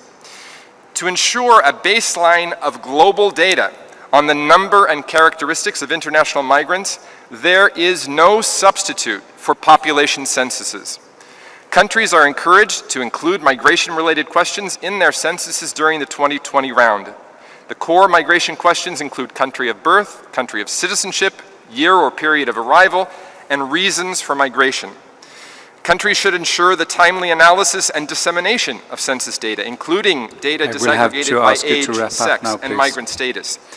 In a spirit of cooperation, countries should provide detailed information on country of birth and country of citizenship of their resident populations. Such information provides the only practical means for countries to keep track of the number of their nationals living abroad, that is, by consulting data generated by censuses and surveys conducted in other countries. Lastly, Mr. Chair, to promote a global dialogue on migration data, DESA, IOM, and OECD are organizing the first ever International Forum on Migration Statistics, which will take place in Paris on the 15th to the 16th of January 2018. This forum will provide a venue for experts, policymakers, and representatives of civil society to exchange ideas on data and evidence to improve the global understanding of migration. Thank you, Mr. Chair. Thank you, Dessa, and thank you for this show of UN coordination. Again, I must remind speakers to try and keep within the 2 minutes frame. Next one on my speakers list is the ACT Alliance. Please, the floor is yours. Thank you, Mr. Chair. We've heard several very good suggestions and ideas from states and other stakeholders today, and we welcome the spirit of open discussion. At the global level, the following commitments for a global compact on migration would be important from our view. First, an increase and enhanced access to regular pathways for migration across all sectors, in keeping with established labor rights standards and relevant ILO conventions, and based on comprehensive, long-term, and honest labor market analyses within and between countries. Secondly, avoiding a compact that focuses primarily on facilitating enhanced returns. We are concerned about the current inconsistency in standards related to assessing the voluntariness of return decisions, the transparency and human rights compatibility of readmission agreements, and effective and independent post-return monitoring in countries of origin. Furthermore, reintegration of returning migrants is an area that has not been consistently addressed in global processes so far and would need a much more robust and participatory engagement with migrants and their communities themselves in order to make it sustainable. Finally, we would like to draw attention to the need for ensuring complementarity between the Global Compact on Migration and the Global Compact on Refugees in order to ensure that issues such as the two mentioned above, which potentially affect people on the move which do not easily fall into the categories ostensibly covered by both compacts, can be addressed in an integrated and human rights respecting manner. In order to ensure this, reference should be made in the compact text to the commitments affecting these populations, and provisions should be made in the monitoring and implementation mechanism that would ensure regular and effective exchange between states and other stakeholders, including affected migrants and refugees themselves, about the progress towards achieving relevant goals. Thank you. Thank you. Next one on the speakers list is the Special Rapporteur on International Solidarity. Please, the floor is yours. Thank you, Chair. As described in the draft declaration on the right to international solidarity, the concept of preventive solidarity is key to formulating an effective approach to this global compact on migration. The idea of preventive solidarity is that it is necessary to take collective action to build and safeguard human rights around the world and to proactively address global challenges, and thus to address the root causes of those challenges, including migration, in a way that fully balances the needs of all states. In order to ensure that the Global Compact efficiently and effectively serves its primary goal of protecting the human rights of all migrants, the review process or processes of the Global Compact should formally and explicitly incorporate the relevant findings of human rights processes, including the Universal Periodic Review, treaty body reports, and the reports of UN and regional special procedures that they get during their country visits. Put simply, the Global Compact should mandate input and consideration of human rights reports in the GCM review process. Thank you so much, Mr. Chair. Thank you very much. Now on my speakers list is first Republic of Moldova, followed by Guyana and France. So, Republic of Moldova, please, the floor is yours. Thank you very much. The Republic of Moldova underlines its continuing interest to contribute to the GCM process. It should build on the migration-related commitments under the Agenda for Sustainable Development, UN Charter, the Universal Declaration of Human Rights, international treaties, and to continue to the implementation of our national policies in migration and development. Upgrading and improving the governance on migration to address the challenges associated with today's migration is urgently needed. The existing partnerships at national and regional levels need to be reshaped and enhanced following the priorities priorities of a renewed global approach to migration and mobility. From Moldova's best experience in implementing the mobility partnership with the European Union for almost 10 years and its active engagement with the GFMD Forum, the accumulated experience and expertise is already shared with different countries from the region and will continue to be multiplied and disseminated at national and international level. Thank you. Thank you. Next one is Guyana, followed by France and then Lebanon. Guyana, please, the floor is yours. Thank you. Thank you, Mr. Chairman. Mr. Chairman, Guyana recognizes that in the global context, countries face different challenges and have varied capacities. Hence, the Global Compact, we believe, must consider mechanisms that will guarantee relevant support for developing countries toward facilitating meaningful implementation of the GCM, especially within the context of the SDGs. Mr. Chairman, we envisage a role for the IOM in helping to ensure follow-up and implementation of the Global Compact. The Compact needs to ensure, we believe, that issues affecting small island, developing, and low-lying states, including climate change and levels of development, and that those members that have obligations under perennial regional obligations take these into, or these are taken into account as the compact or is fashioned. Thank you, Mr. Chairman. Thank you very much. Next one on the speakers list is France, followed by Lebanon and then Algeria. France, please, the floor is yours. Merci, Monsieur le modérateur. Oui, je voudrais parler des migrations qui sont souvent un symptôme d'autre chose. Donc le pacte mondial, il doit établir, selon nous, des ponts avec d'autres problématiques qui sont traitées ailleurs, qui font l'objet d'autres forums ou d'autres documents. On a parlé beaucoup de l'agenda 2030, ce qui est tout à fait pertinent. Je pense qu'il y a d'autres domaines qu'il ne faut pas oublier parmi les causes profondes et qui doivent faire l'objet à la fois de politique nationale et de coopération au niveau régional et international. Il y a la gouvernance, parce que souvent, c'est les dysfonctionnalités dans des sociétés, des États qui provoquent les migrations. Et comme on nous l'a démontré hier, lorsque les migrants changent de conditions, ils montrent leur capacité à créer de la valeur. Un autre point, ce sont les inégalités de développement régional au sein d'un pays. Il y a des grandes disparités, et y compris dans les régions d'origine de migration. Donc je pense qu'il faut aussi considérer la révision de nos modes d'action et la concentration de nos moyens à la fois nationaux et internationaux sur les régions les plus vulnérables. Il y a la question de l'empowerment, comme on dit, des femmes, y compris en matière de santé reproductive et l'éducation des filles. Ils sont un point important pour traiter la question démographique. Et enfin, la dégradation de l'environnement, les catastrophes naturelles et l'effet des changements climatiques. Il y a de plus en plus de déplacés climatiques. D'ailleurs, je veux saluer les travaux faits par l'OIM et la plateforme sur les déplacés climatiques. Il y a une réponse à court terme, qui est une réponse d'ordre humanitaire, mais à plus long terme, ce qui est en jeu, c'est une mise en œuvre de l'accord de Paris sur le climat par tout le monde et un respect des calendriers. C'est une tâche qui est indispensable, et particulièrement dans le contexte migratoire. Merci. Thank you, France, and thank you for pointing at some of the important drivers of migration. Next one on the speakers list would be Lebanon, followed by Algeria. Lebanon, please, the floor is yours. Thank you, Mr. Moderator. I will focus my intervention on the increasing tendency to point towards conflict as a driver of migration.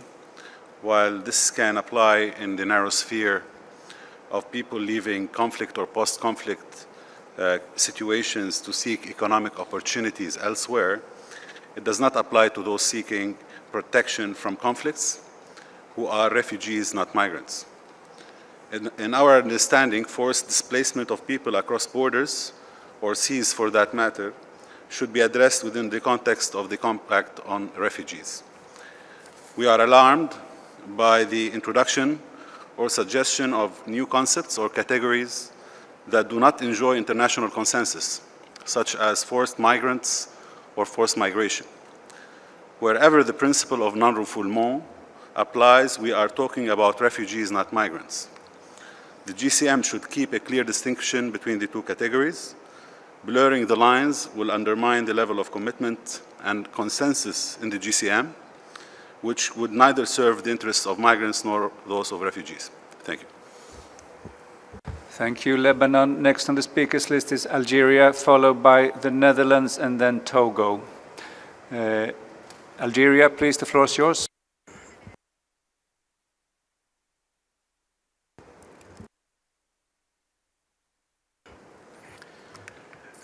La coopération internationale et les partenariats sont à l'évidence essentiels aussi bien au niveau de l'élaboration, de la mise en œuvre et du suivi du pacte mondial. Le partage des responsabilités, autant que celui des fardeaux, entre pays de destination, de transit et d'origine, sont autant d'éléments qu'il importe d'intégrer dans l'élaboration du pacte mondial. Pays d'origine, même s'il l'est de moins en moins, l'Algérie est devenue davantage un pays de destination qui est partie à de nombreux instruments juridiques régionaux et internationaux concernant notamment la lutte contre la traite des personnes, les droits de l'homme et la protection des travailleurs migrants. Très brièvement, parmi les principales priorités que mon pays souhaiterait voir inscrits dans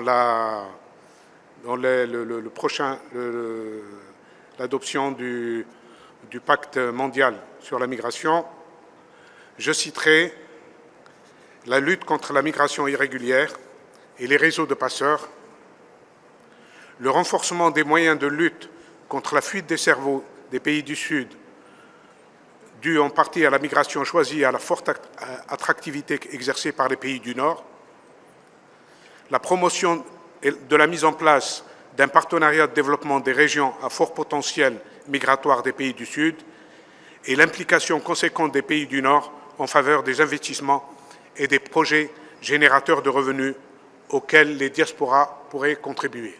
Je vous remercie. Thank you. Next on the speakers list is the Netherlands, followed by Togo and then UN Women. Netherlands, please, the floor is yours. Thank you, Chair. I would like to, of course, also align with the statement made by the representative of the European Union and pick up 5 things that we think are important as actionable commitments. One is to share information on the possibilities of legal migration, the possibilities that already exist. 2, confirmation of the SDG target 10C that was referred to by a number of colleagues on reducing the remittances, the costs of remittances. 3, we think the GCM should commit countries of origin, transit and destination to address root causes, all root causes, as was also mentioned by the French colleague, of irregular migration. That would include climate change, conflict, instability, but also lack of opportunities, as we heard yesterday. Lack of opportunities for youth. We think there should be a focus on opportunities for youth and also on sexual and reproductive health. 4, we think states should develop and implement transparent and coherent procedures to readmit their own nationals. And last but not least, we should include fighting trafficking and smuggling of human beings. Thank you. Thank you, Netherlands, and thank you for the valid point on informing about the legal pathways that we actually have right now. Next one on the speakers list is Togo, followed by UN Women, then Global Campaign to End Child Detention. So Togo, please, the floor is yours.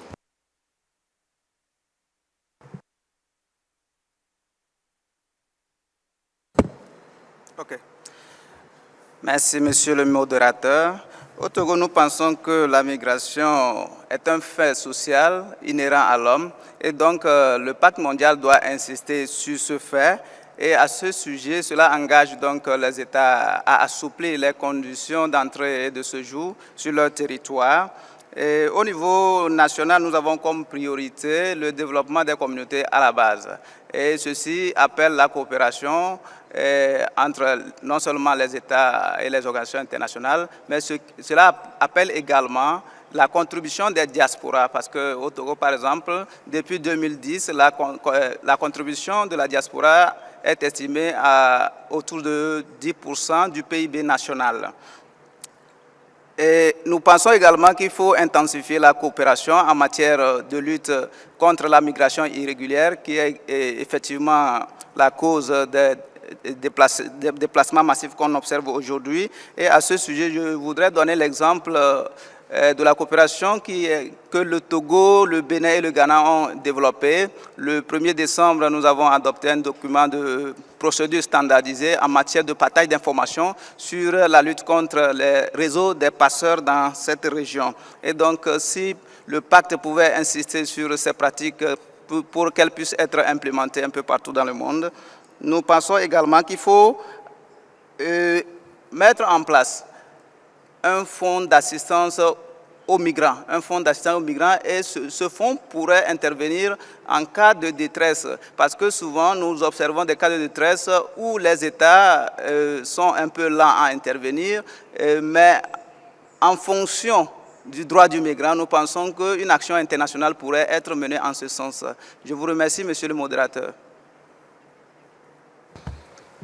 Thank you. Next on the speakers list is UN Women, followed by the Global Campaign to End Child Detention, and then Plurinational State of Bolivia.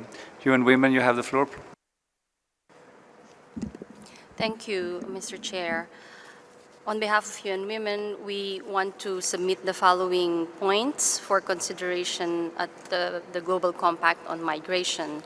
First, ensuring equal access for migrant women and girls to human rights-based and gender-responsive services, in particular access to healthcare services and specialized care for survivors of sexual violence, and access to justice for women at all stages of migration.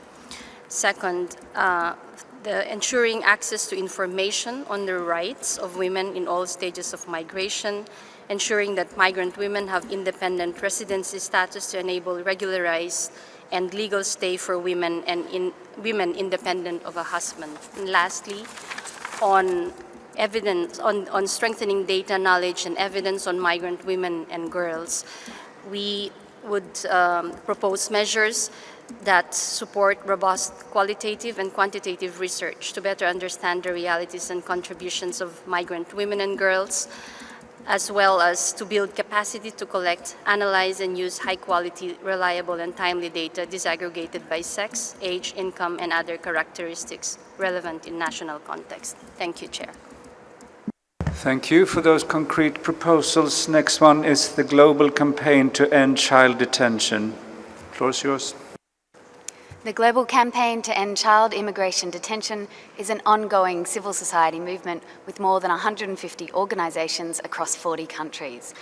In line with the UN Convention on the Rights of the Child and the recent joint general comments on the human rights of children in the situation of international migration, we advocate for children to be treated as children, to be free, to be looked after, and importantly, to be in the community with their families while awaiting migration status to be resolved. We commend the states who highlighted working towards developing alternatives to immigration detention for children as a priority during the stocktaking, particularly Brazil, Bolivia, the Dominican Republic, Egypt, and the Holy See. In the Global Compacts, we envisage that working towards ending immigration detention of children translates to a series of actionable commitments which many states have already begun to undertake, including developing national action plans, reporting on the numbers of children in detention, developing and implementing child-sensitive alternatives to immigration detention, reporting on the progress in CRC and UPR reports, and working towards prohibiting child immigration detention in law and regulation. I would like to draw your attention to the Child Rights Initiative document, Actionable Commitments for Children on the Move, which highlights opportunities to make a difference, a real difference for the lives of migrant children. It has a section on child immigration detention, which is also complemented by this roadmap to end child detention developed by the International Detention Coalition.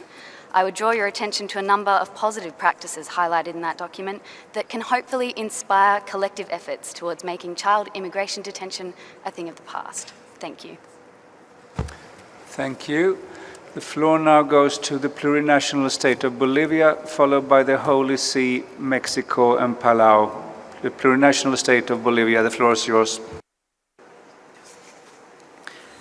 Muchas gracias, señor moderador. Creemos de que el Pacto Mundial sobre Migración es una instancia muy importante, trascendental, en la que va a rescatar con certeza esa transversalización de derechos de la que hemos hablado en la jornada de ayer y de hoy.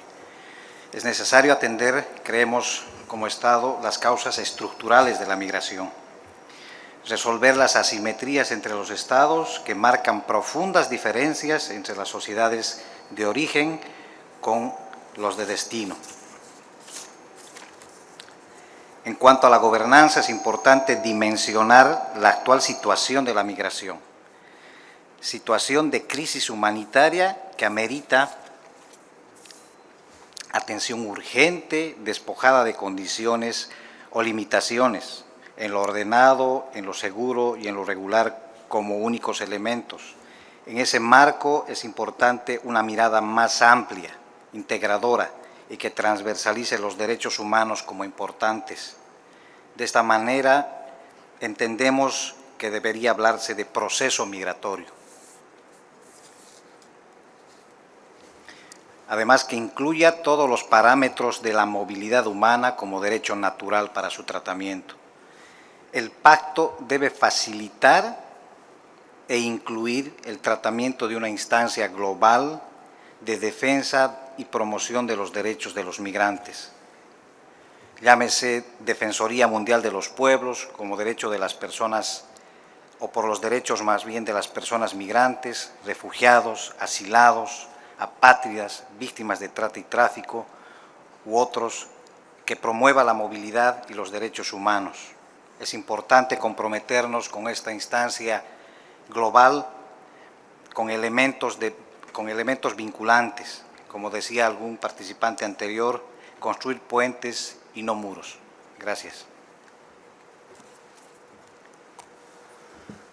Thank you. Next one on the speakers list is the Holy See, followed by Mexico, Palau, and the Philippines. Holy See, the floor is yours. Thank you. One of the most vulnerable categories of migrants are the unaccompanied children.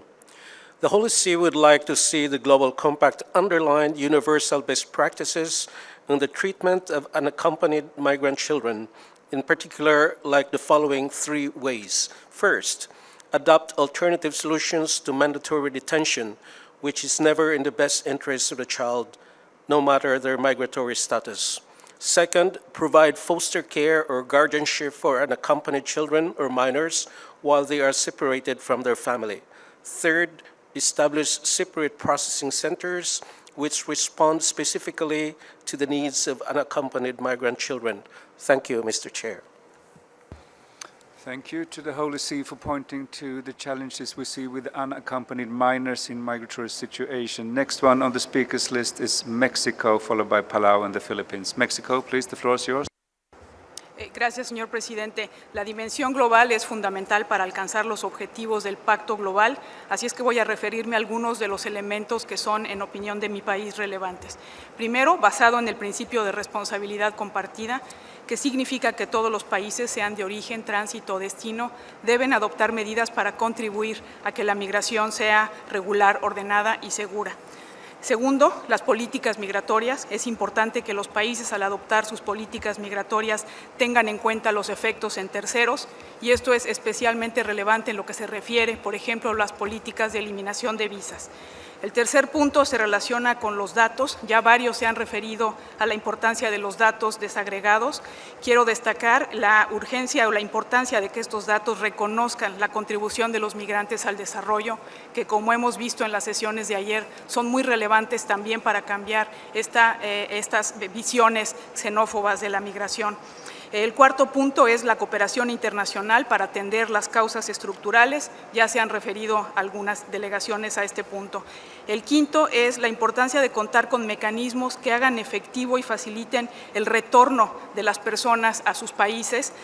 Ya mencionó Costa Rica, por ejemplo, por qué son importantes mecanismos cuando estamos viendo tendencias migratorias en donde los migrantes vienen de regiones muy lejanas y muchas veces no hay ni siquiera mecanismos de protección o mecanismos que faciliten el retorno de estos migrantes. Y el último punto es la coordinación entre organizaciones internacionales para asegurar la coherencia en la aplicación del pacto, y esto incluye no solamente al sistema de las Naciones Unidas, sino a las organizaciones regionales y a la banca de desarrollo, entre otros actores relevantes. Gracias, señor presidente. Thank you, Mexico, and thank you for pointing to the contributions that migrants make to development. Next one on my speakers list is Philippines, followed by Ethiopia, ICRC, Women in Migration Networks. The Philippines, the floor is yours. Thank you, Mr. Moderator. Given the limited amount of time, this list is by no means exhaustive. In terms of national priorities, our most priority is the protection of the rights of migrants regardless of migration status, as well as addressing drivers of migration. Capacity building is also a priority, and building on the 2030 Agenda and the SDGs is foremost, given that the GCM is not a standalone framework. On actionable commitments, we would like to have an encouraging the development of soft law frameworks for decent work, such as, for instance, considering a code of conduct on ethical recruitment. We'd also like to see actionable commitments on crisis management mechanisms, expanding avenues for regular labor migration, as well as on social and financial inclusion and access to these services, and as well as the reduction of remittance costs. In terms of MOI, we would like to see strengthened data gathering and capacity building in relation to this, as well as some delegations have already mentioned this earlier, mapping of migrant populations by both sending and destination countries so that we can have evidence-based policies in relation to them. And information sharing in relation to this is also important, as well as the use of ICT and social media. In terms of partnerships, we would like to see strengthened South-South cooperation and regional cooperation, given that most migration is interregional. And we'd also like to see increased engagement of stakeholders. Thank you, Mr. Moderator. Thank you, Philippines. Next one is Ethiopia. The floor is yours, please.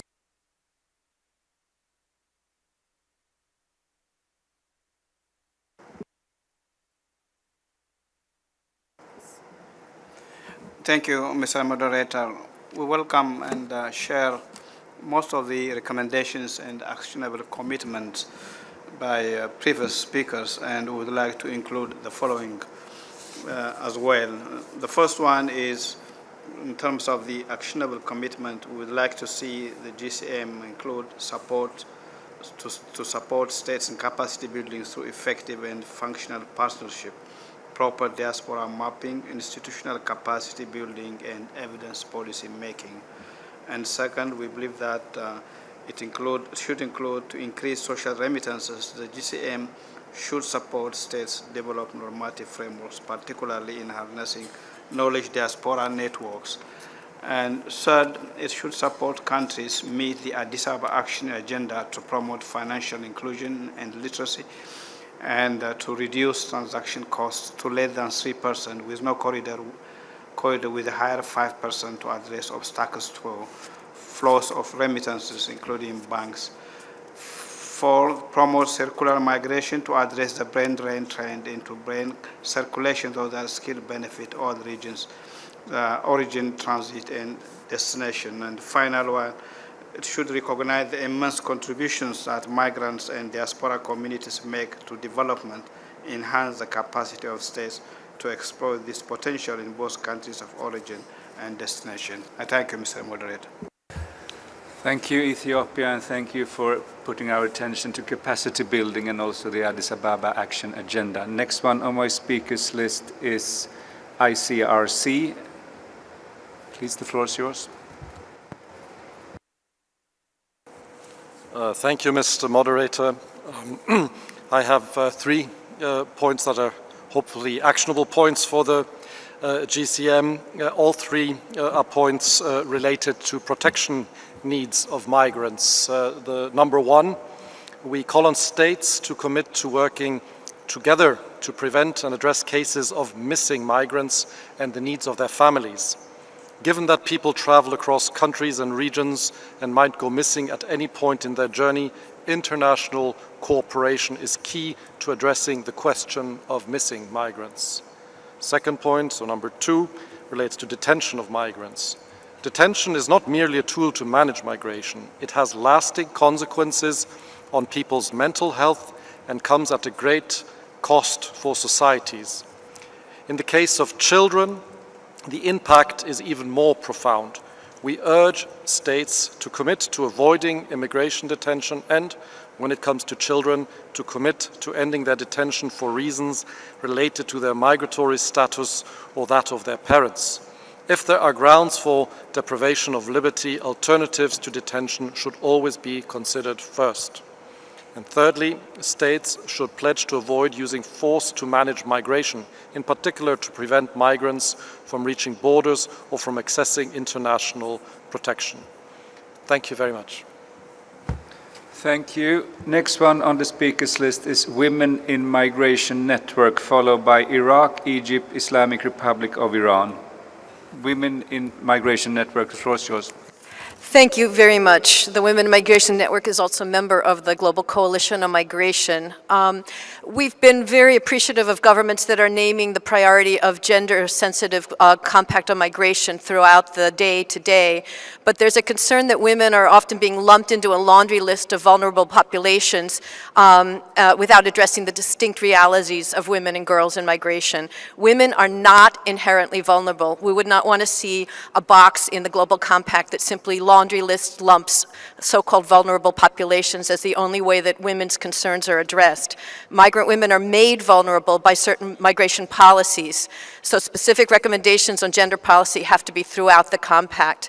We also don't want to see a gender sensitivity or engendering the document that engenders policy that would be focused on expansion of temporary labor programs that make women more vulnerable, or on detention and returns, because that's not the kind of gender equality that's needed. We feel that the global migration governance should strengthen coherence among the expertise of multiple UN agencies without giving primacy to one agency. This might be done by strengthening the office of the SRSG on migration as the principal coordinating body, working within the normative human rights framework of the UN. Monitoring, review, and implementation mechanisms should address how existing institutional frameworks and processes can be strengthened with targets at the national, regional, and global levels. We want coherence with the Global Compact on Refugees and the Global Compact on Migration. We want to see the protection of the rights of human rights defenders upheld. And we want to see the organized participation of migrants, grassroots organizations, civil society, and trade unions, including migrant women, in the implementation with specific mechanisms for civil society inclusion. And finally, we suggest that the follow-up mechanism assign a women's rapporteur to oversee the follow-up process at every stage so that we can guarantee that the visibility of women in migration is present at all times. Thank you. Thank you, and thank you for reminding us that women are not inherently vulnerable. The next one is Iraq, followed by Egypt and the Islamic Republic of Iran. Iraq, the floor is yours. Thank you, Mr. Chair. I would like to share a few points of national view on global migration governance. We believe the Global Compact should reaffirm the principle of shared responsibility between countries of origin and destination and develop balanced approaches to protect the rights of migrants and their families and raise awareness of their duties in the countries of destination. Second, respect human rights principles for all persons who are forced to leave their countries regardless of their legal status during their transit or the country of destination. Third, developing effective approach that is based on accurate information coming from sharing and analyzing data on migration. Incorporating migration and development policies at the national, regional, and international levels in consistency with 2030 Agenda for Sustainable Development and national development plans. We believe promoting partnerships and cooperation on regional and international levels to facilitate the voluntary return of migrants, especially the professionals and the educated, is vital for revitalizing the economies of countries of origin. Finally, we would like to reiterate the importance of providing clear distinction between refugees and migrants in the Global Compact for Migration. Thank you, Mr. Chair. Thank you. Next one on the speakers list is Egypt. Please, the floor is yours. Thank you very much, Mr. Moderator. We would like to take this opportunity to express our point of view regarding some actionable commitments for the global dimension of the Global Compact. First, as expressed by others today, we need to address the drivers of migration. In this regard, it is imperative to implement the 2030 Agenda for Sustainable Development. We also agree with the comments made that fostering sustainable development is essential to addressing such drivers. These should not be solely limited to issues pertaining to remittances, but should also seek to leverage investments and official development assistance directed towards poverty eradication, education, healthcare services, job creation, and inclusive economic development in countries of origin. Second, we need to create and expand regular pathways to migration, including humanitarian, circular migration, and labor mobility schemes. Since we have already touched on this point in the morning session, we will not expound further here. Third, we need to strengthen global economic governance of migration, including through encouraging cooperation between countries of origin and countries of destination in order to jointly develop holistic global principles on return, readmission, and reintegration, and to develop rights-based policy programs for returning migrants. Fourth, we should seek to create remittances reduce corridors in accordance with the 2030 Agenda and the Addis Ababa Action Agenda. Finally, we affirm that we need to maintain a conceptual distinction between the two phenomena of migration and refugees in order to be able to achieve convergence on specific commitments in this regard. I thank you. Thank you. Next one on my speakers list is the Islamic Republic of Iran, followed by Switzerland, Jamaica, and Burkina Faso. Islamic Republic of Iran, the floor is yours. Thank you, Mr. Moderator. Iran is a country of origin, transit, and destination for migration, and it attaches importance to the GCM. We are of the view that the balanced and comprehensive approach towards migration is the key to success for GCM. From a global perspective, ample attention should be paid to imbalanced development among countries as a root cause for migration, among other things.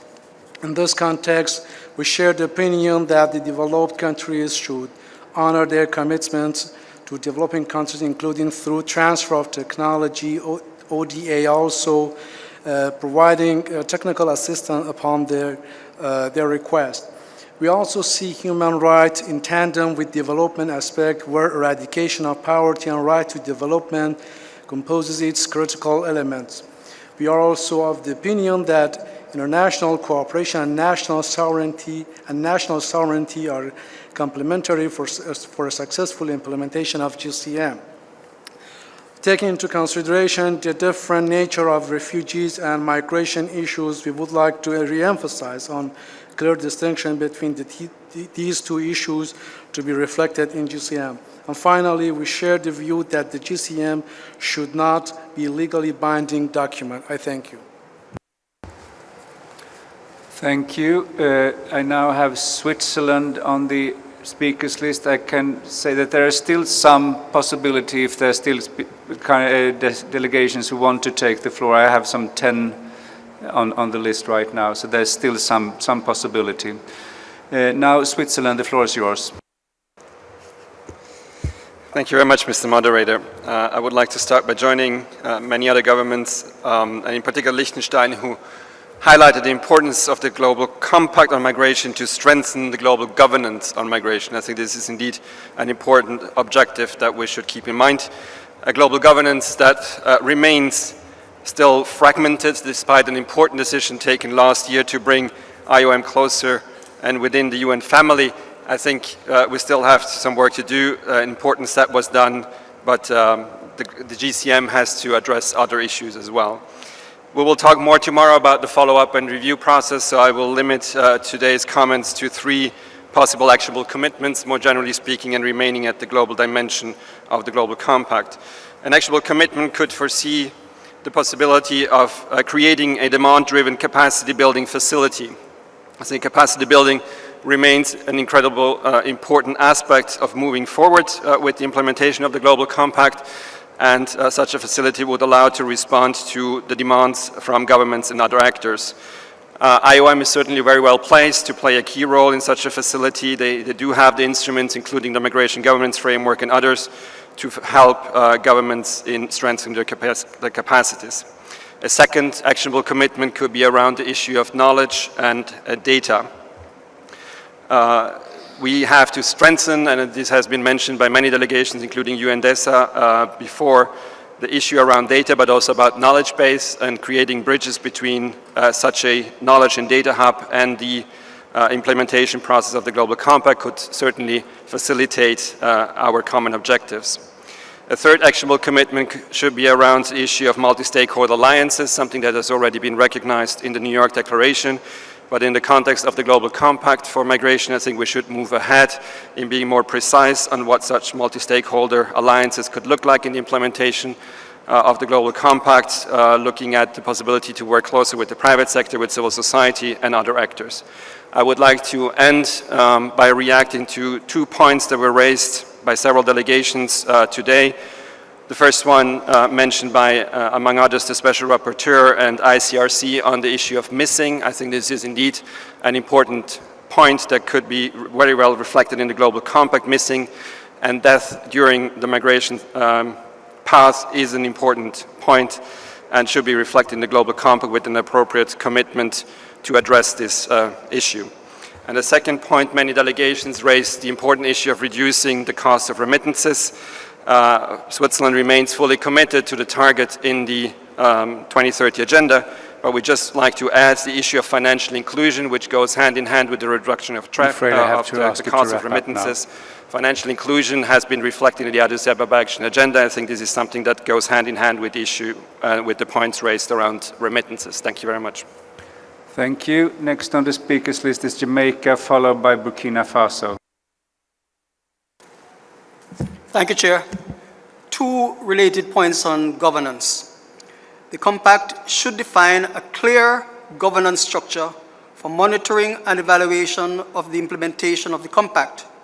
The IOM, as the central organization for migration, should play the key role at the global and regional levels. And the other point is, international migration is weakly governed in countries of origin. The Compact should place strong emphasis on the need for building strong governance mechanisms and infrastructure in the countries of origin to facilitate the monitoring of the implementation of the Compact. Those are my 2 points. Thank you. Thank you. Next one on the speakers list is Burkina Faso, followed by WHO, International Catholic Migration Commission, and Cuba. Burkina Faso, you have the floor, please. Merci, Monsieur le Modérateur. Au terme de cet exercice, le pacte devait pouvoir s'attaquer aux causes profondes de la migration ainsi qu'aux facteurs aggravants qui sont la pauvreté, les effets du changement climatique, l'insécurité, le manque de perspectives d'avenir pour la jeunesse, la baisse croissante de l'aide publique au développement. Et aussi, il va falloir investir davantage dans l'autonomisation économique des femmes au regard du visage de plus en plus humain que revêt la migration. Pour cela, il faut renforcer dans le pacte le lien avec les ODD et l'agenda de l'Afrique 2063. Autre action, c'est une coopération internationale plus accrue pour accompagner le retour volontaire des migrants, notamment les cerveaux, vers les pays en développement dans les domaines de la santé, de l'éducation, du développement industriel. La levée également de certaines barrières concernant le transfert des fonds, notamment vers les pays en développement, sans que cela n'altère notre volonté de lutter contre le blanchiment d'argent. Autre action concernant le partenariat, il faudra impliquer davantage les leaders religieux et traditionnels. Nous l'avons vu ici hier, le pape qui a lancé un appel. Donc, juste pour dire que les leaders religieux ont un rôle important à jouer en termes de partenariat. Je vous remercie. Thank you. Next is WHO. Floor is yours, please. Thank you very much, Mr. Chair. in line with the framework of priority and guiding principle to promote the health of refugees and migrants, as well mentioned by Switzerland this morning. WHO with IOM and partners have developed the paper, the proposed health component in the GCM. It is available online. WHO would like to highlight some of the proposed actionable commitments as follows. 1. Ensuring that the right to health is upheld regardless of migratory status. 2nd, ensuring that migrants have equal access to quality health services and determinants of health without discrimination and regardless of status. This may require modifying legal framework and identifying healthcare financing model that will allow equal access to health services. 3rd, providing health services that are universal, migrant-centered, and gender responsive to specific health needs of migrants, in particular women and children. This may require health system strengthening.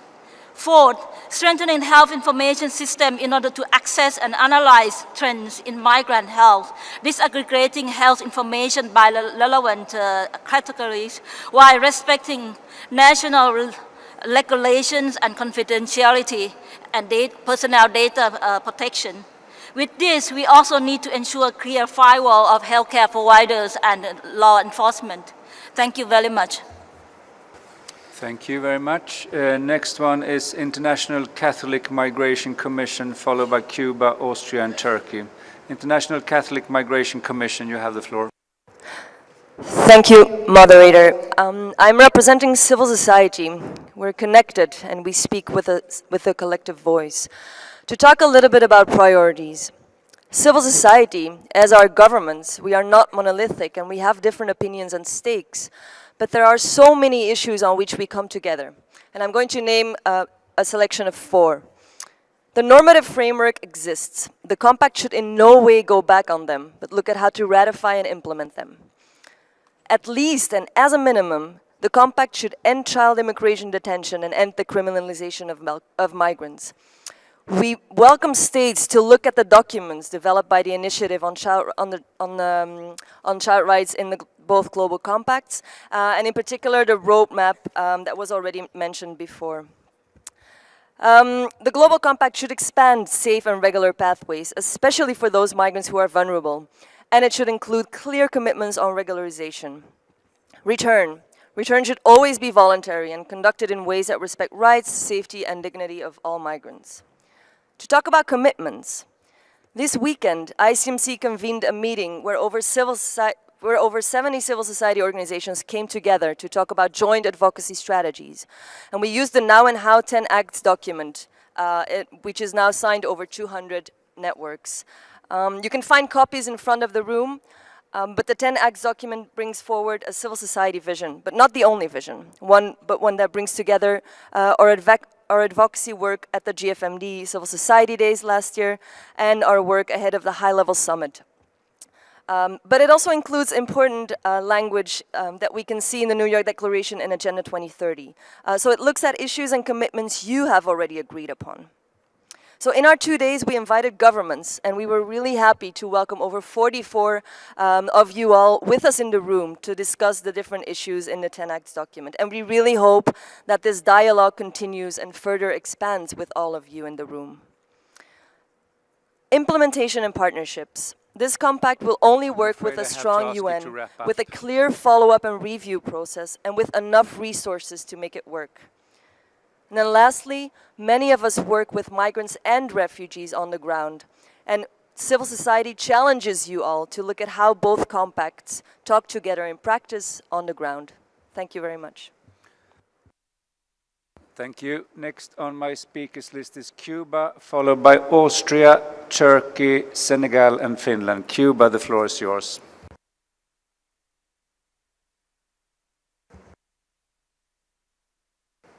Ok, gracias.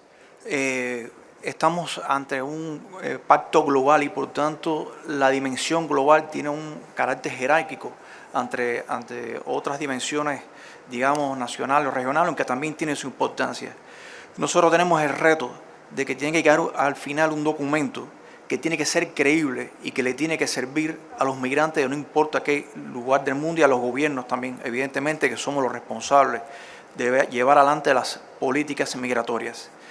Este pacto tiene que reflejar la realidad y además no solamente reflejar la realidad, sino además dar las herramientas necesarias para enfrentar esa realidad.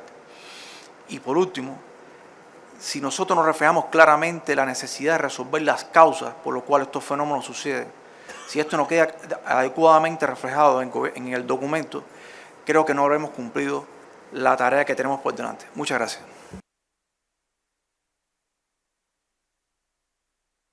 Thank you. Next on the speakers list is Austria. The floor is yours. Thank you, Mr. Chair. Austria aligns itself with the statement made by the European Union. In my national capacity, I would like to underline 4 priority areas in the global dimension. First, we need stronger and more effective multilateralism, including better cooperation between countries of origin, transit, and destination.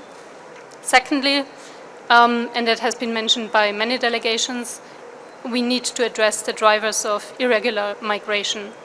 Third point, we need to strengthen international measures to combat smuggling of migrants and trafficking in human beings. And lastly, and that has also been underlined by a lot of delegations in the course of these 2 days, we need improved data collection, in particular disaggregated data. Thank you. Thank you. Next one is Turkey, followed by Senegal and Finland. Turkey, the floor is yours. Thank you, Mr. Moderator. Under the global dimension of the GCM, we'd like to highlight 3 things. Number 1 is a principle. The GCM should underpin the basic premise that we have a shared responsibility to protect the lives of the people on the move, as well as to generate better opportunities and ensure a safe future to them and the next generations. 2 is about the UN system.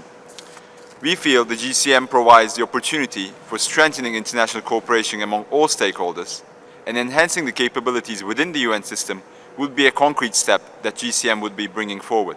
And while referring to the UN system here, we are referring to the IOM as a related organization and the World Bank Group and other international financial institutions. Number 3, Mr. Moderator, is the important balance between the security and other dimensions of the migration. There's no doubt that in the existing state-led international system, questions of entry, stay and return remain within the sovereign discretion of states. However, international migration architecture, particularly any aspect concerning the governance of migration and matters of cooperation on transit and entry at the borders, has to reflect the ongoing realities. Our approaches to migration governance, particularly border management, cannot be solely determined based on a narrow viewpoint on security. In an era where we are experiencing an unprecedented level of human mobility, establishing this balance is no doubt very difficult, but through the GCM, it is also very much necessary. We believe through the Global Compact, creating an atmosphere of trust between countries, as well as closer and meaningful cooperation, will enable us to bridge that gap and the balance between the security and other dimensions of the migration at the global level. Thank you. Thank you, Turkey. And now Senegal, followed by Finland. Senegal, please, the floor is yours. Merci, messieurs les facilitateurs. Au stade actuel des discussions, je voudrais, faute de temps, évoquer la question touchant les causes profondes des migrations et quelques mesures concrètes. D'abord, premièrement, il nous faut encourager par tous les moyens internes et concertés disponibles, en particulier par le biais de la coopération internationale, l'émergence d'une perception nouvelle de la migration, éloignée d'une vision prioritairement répressive qui s'enferme dans l'option du rejet de l'autre et du refoulement. Deuxièmement, par cette vision nouvelle, le Global Compact s'engagerait à être à la fois un vecteur et un réceptacle qui mettrait en avant la dimension humaine du phénomène et l'intérêt mutuel qu'il consacrerait à travers la promotion économique et sociale des migrants, des groupes et finalement des États. Troisièmement, dans cette perspective, la gouvernance des migrations passerait entre autres par la promotion effective de la Convention internationale sur la protection des droits de tous les travailleurs et des membres de leur famille. Convention qui tarde encore à s'attirer les erreurs d'une bonne partie du comme il en va de beaucoup de normes pertinentes de l'OIT relatives aux migrants. Quatrièmement, dans une telle dynamique, une place importante devrait être réservée, comme au Sénégal, s'agissant de la définition de ces politiques publiques, aux démarches qui mettent en rapport une meilleure prise en compte des migrations et l'élaboration de politiques relatives à l'environnement, à l'agriculture, à la planification urbaine, à la mobilité, aux investissements étrangers, à la fiscalité, à l'industrialisation et à l'emploi. En ce sens, le Sénégal s'appuie notamment sur le plan d'action d'Addis Abeba, le programme à l'horizon 2030 et l'agenda 2063. Il s'est pareillement engagé dans la promotion de l'initiative Les 3S sur la soutenabilité, la stabilité et la sécurité en Afrique, qui a été conçue pour promouvoir la création de 2 millions d'emplois verts et décents grâce à la réhabilitation de 10 millions d'hectares de terres dégradées, particulièrement dans les zones de départ des migrants. Enfin, cinquièmement, il nous faut réfléchir sur la promotion d'un caractère tant soit peu liant du pacte, au sens juridique du terme, à travers une démarche mixte et d'innovation à envisager, ainsi que des mécanismes appropriés de suivi qui nous éviteraient encore une fois qu'un instrument qui polarise tant d'espoir ne devienne une simple déclaration de plus, drapée uniquement de vertus incantatoires. Je vous remercie. Thank you, and thank you also for reminding us the need to find mutual interests. I now have Finland and Sri Lanka, United Kingdom on the, and then United Nations Major Group on Children and Youth. So Finland, please, the floor is yours. Thank you very much, Mr. Moderator. Finland fully aligns itself with the EU comments, but would like to make a couple of points in our national capacity. Human rights and gender should be mainstreamed throughout the Global Compact, and particular attention should be given to people in vulnerable situations, particularly people with disabilities. And I do agree with, for example, UN Women, that women are not inherently vulnerable, but in the process of migration, they do face vulnerabilities, abuse, and exploitation.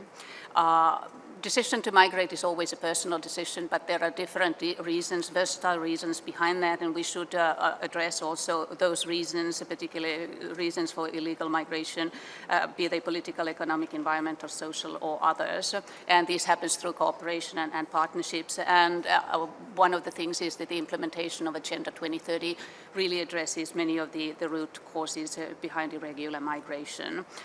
Enhancing legal pathways in forms of jobs and education opportunities gives people also choices and opportunities to go or to stay. Although we deal with regional, global, national, sub-regional dimension in different rooms here, I would like to point out that the regional consultative processes in all continents have already dealt with these issues, so we don't have to start from zero. And the last point is that this process, the global migration process and the compact needs a review mechanism, and I would also say that the IOM has a central role in that, but it's a whole of the UN process also, and should be carefully coordinated within the UN system and had coherence within the system. Thank you very much. Thank you, and thank you for reminding us of the work carried out by the regional consultative processes. Now, Sri Lanka is the next on the speakers list. The floor is yours. Thank you, Chair. I would like to share a few points here.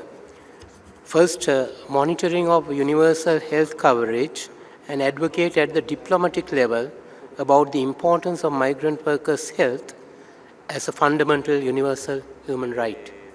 Second, implement the guidelines developed by the Global Migration Group, GMG, on protection of migrants in vulnerable situations.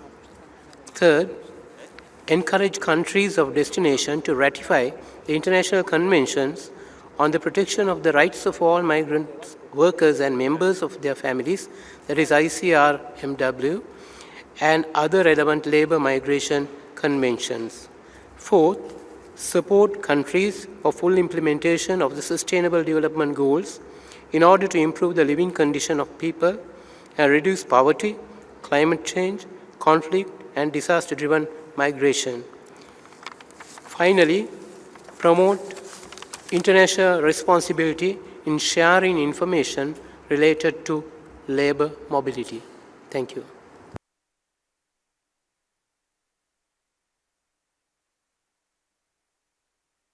Thank you. Next on the speakers list is the United Kingdom. Please, the floor is yours. Thank you very much, Mr. Moderator. First, I would like to align the United Kingdom with the statement made by the European Union. The UK believes that the unmanaged nature of much of today's global migration is failing both migrants themselves and individual states.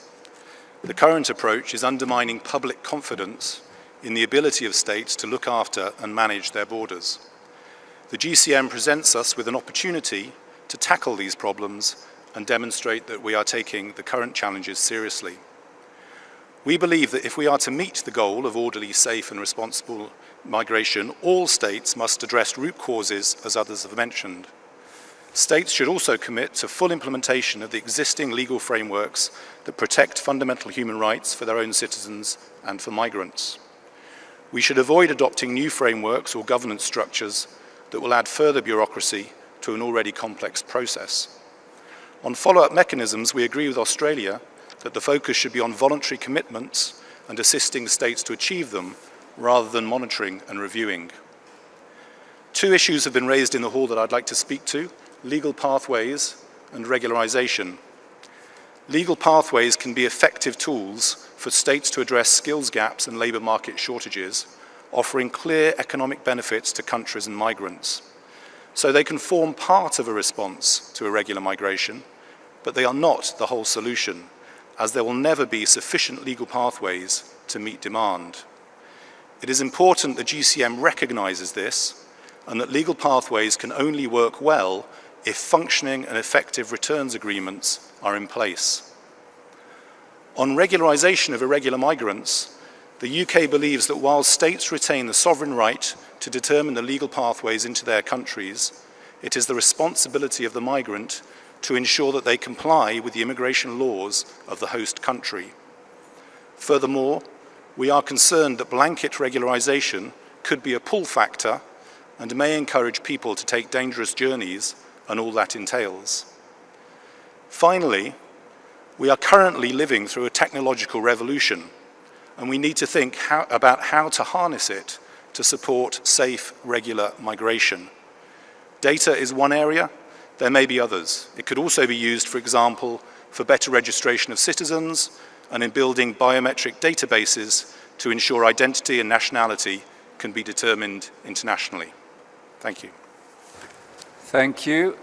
I have two more on my speakers list. The first one would be Intercultural Dialogue for Active Mexico, followed by United Nations Major Group on Children and Youth. So, Intercultural Dialogue for Active Mexico, the floor is yours. Thank you, Chair. Intercultural Dialogue for an Active Mexico is the NGO that implements Havesha Project, a humanitarian initiative which purpose is to make it possible for Syrian students to finish higher education in Mexico. This initiative complements the limited but existing international initiatives that demonstrate a link between support for higher education and sustainably rebuilding communities affected by armed conflict. Over 600 million of youth live in conflict settings, and they also represent 50% of the total migrant population. Despite all the significant diplomatical efforts aimed at placing education as a core element of humanitarian response during crisis, much of the energy and resources have been directly towards basic education. And evidence of this is that only 1% of the refugee youth have access to higher education. Fortunately, the world already counts with a small number of higher education programs, such as the Albert Einstein program in Germany and the Global Platform for Syrian Students in Portugal. In Mexico, Havesha Project has proven the capacity of every country to contribute to the education of those who will have the responsibility to rebuild their communities once peace has been restored, no matter distance, language, or cultural differences. Based on alliances, these programs represent a very low cost that can be met without adding new burdens to the elevated budgets of humanitarian operations, and it opens the way to developing countries to be part of the response to humanitarian crisis. The GCM has enormous challenges to face. However, tackling the plight of the youth willing and able to get higher education poses no point of friction and offers long-lasting positive impacts. Therefore, United Nations members states must uphold their commitments made on point 82 on the New York Declaration regarding higher education in the final Global Compact for Migration. They must commit to create strategies aimed at offering comprehensive mechanisms for guaranteeing higher education to youth affected by conflict. They must recognize and support the role of NGOs in the development and implementation of higher education emergency programs. And while developing these programs, they must include an intercultural dialogue orientations that promote resilience, justice, and peace in post-conflict conflicts and their societies. Thank you. Thank you. And now the final speaker, United Nations Group on Children and Youth. The floor is yours. Thank you very much. I'm speaking on behalf of the United Nations Major Group on Children and Youth and Migrate Mexico as the regional focal point on migration. And I would like to share the views on the global dimension of migration of more than 5,000 organizations and individuals that are part of the MGCY. And this, I will address this in 3 points. The first one is to have local solutions, but based in universal principles. We know that the GCM should encourage links between human rights to legislation and regional policy. The second point is to support an international cooperation for the follow-up and review of the GCM.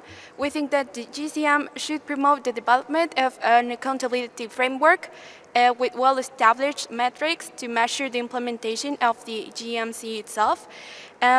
And we think this process should formally fit into the high-level political forum on sustainable development. And last but not least, we think on this point that DESA and the IOM should produce an annual report on the state of implementation of the GCM.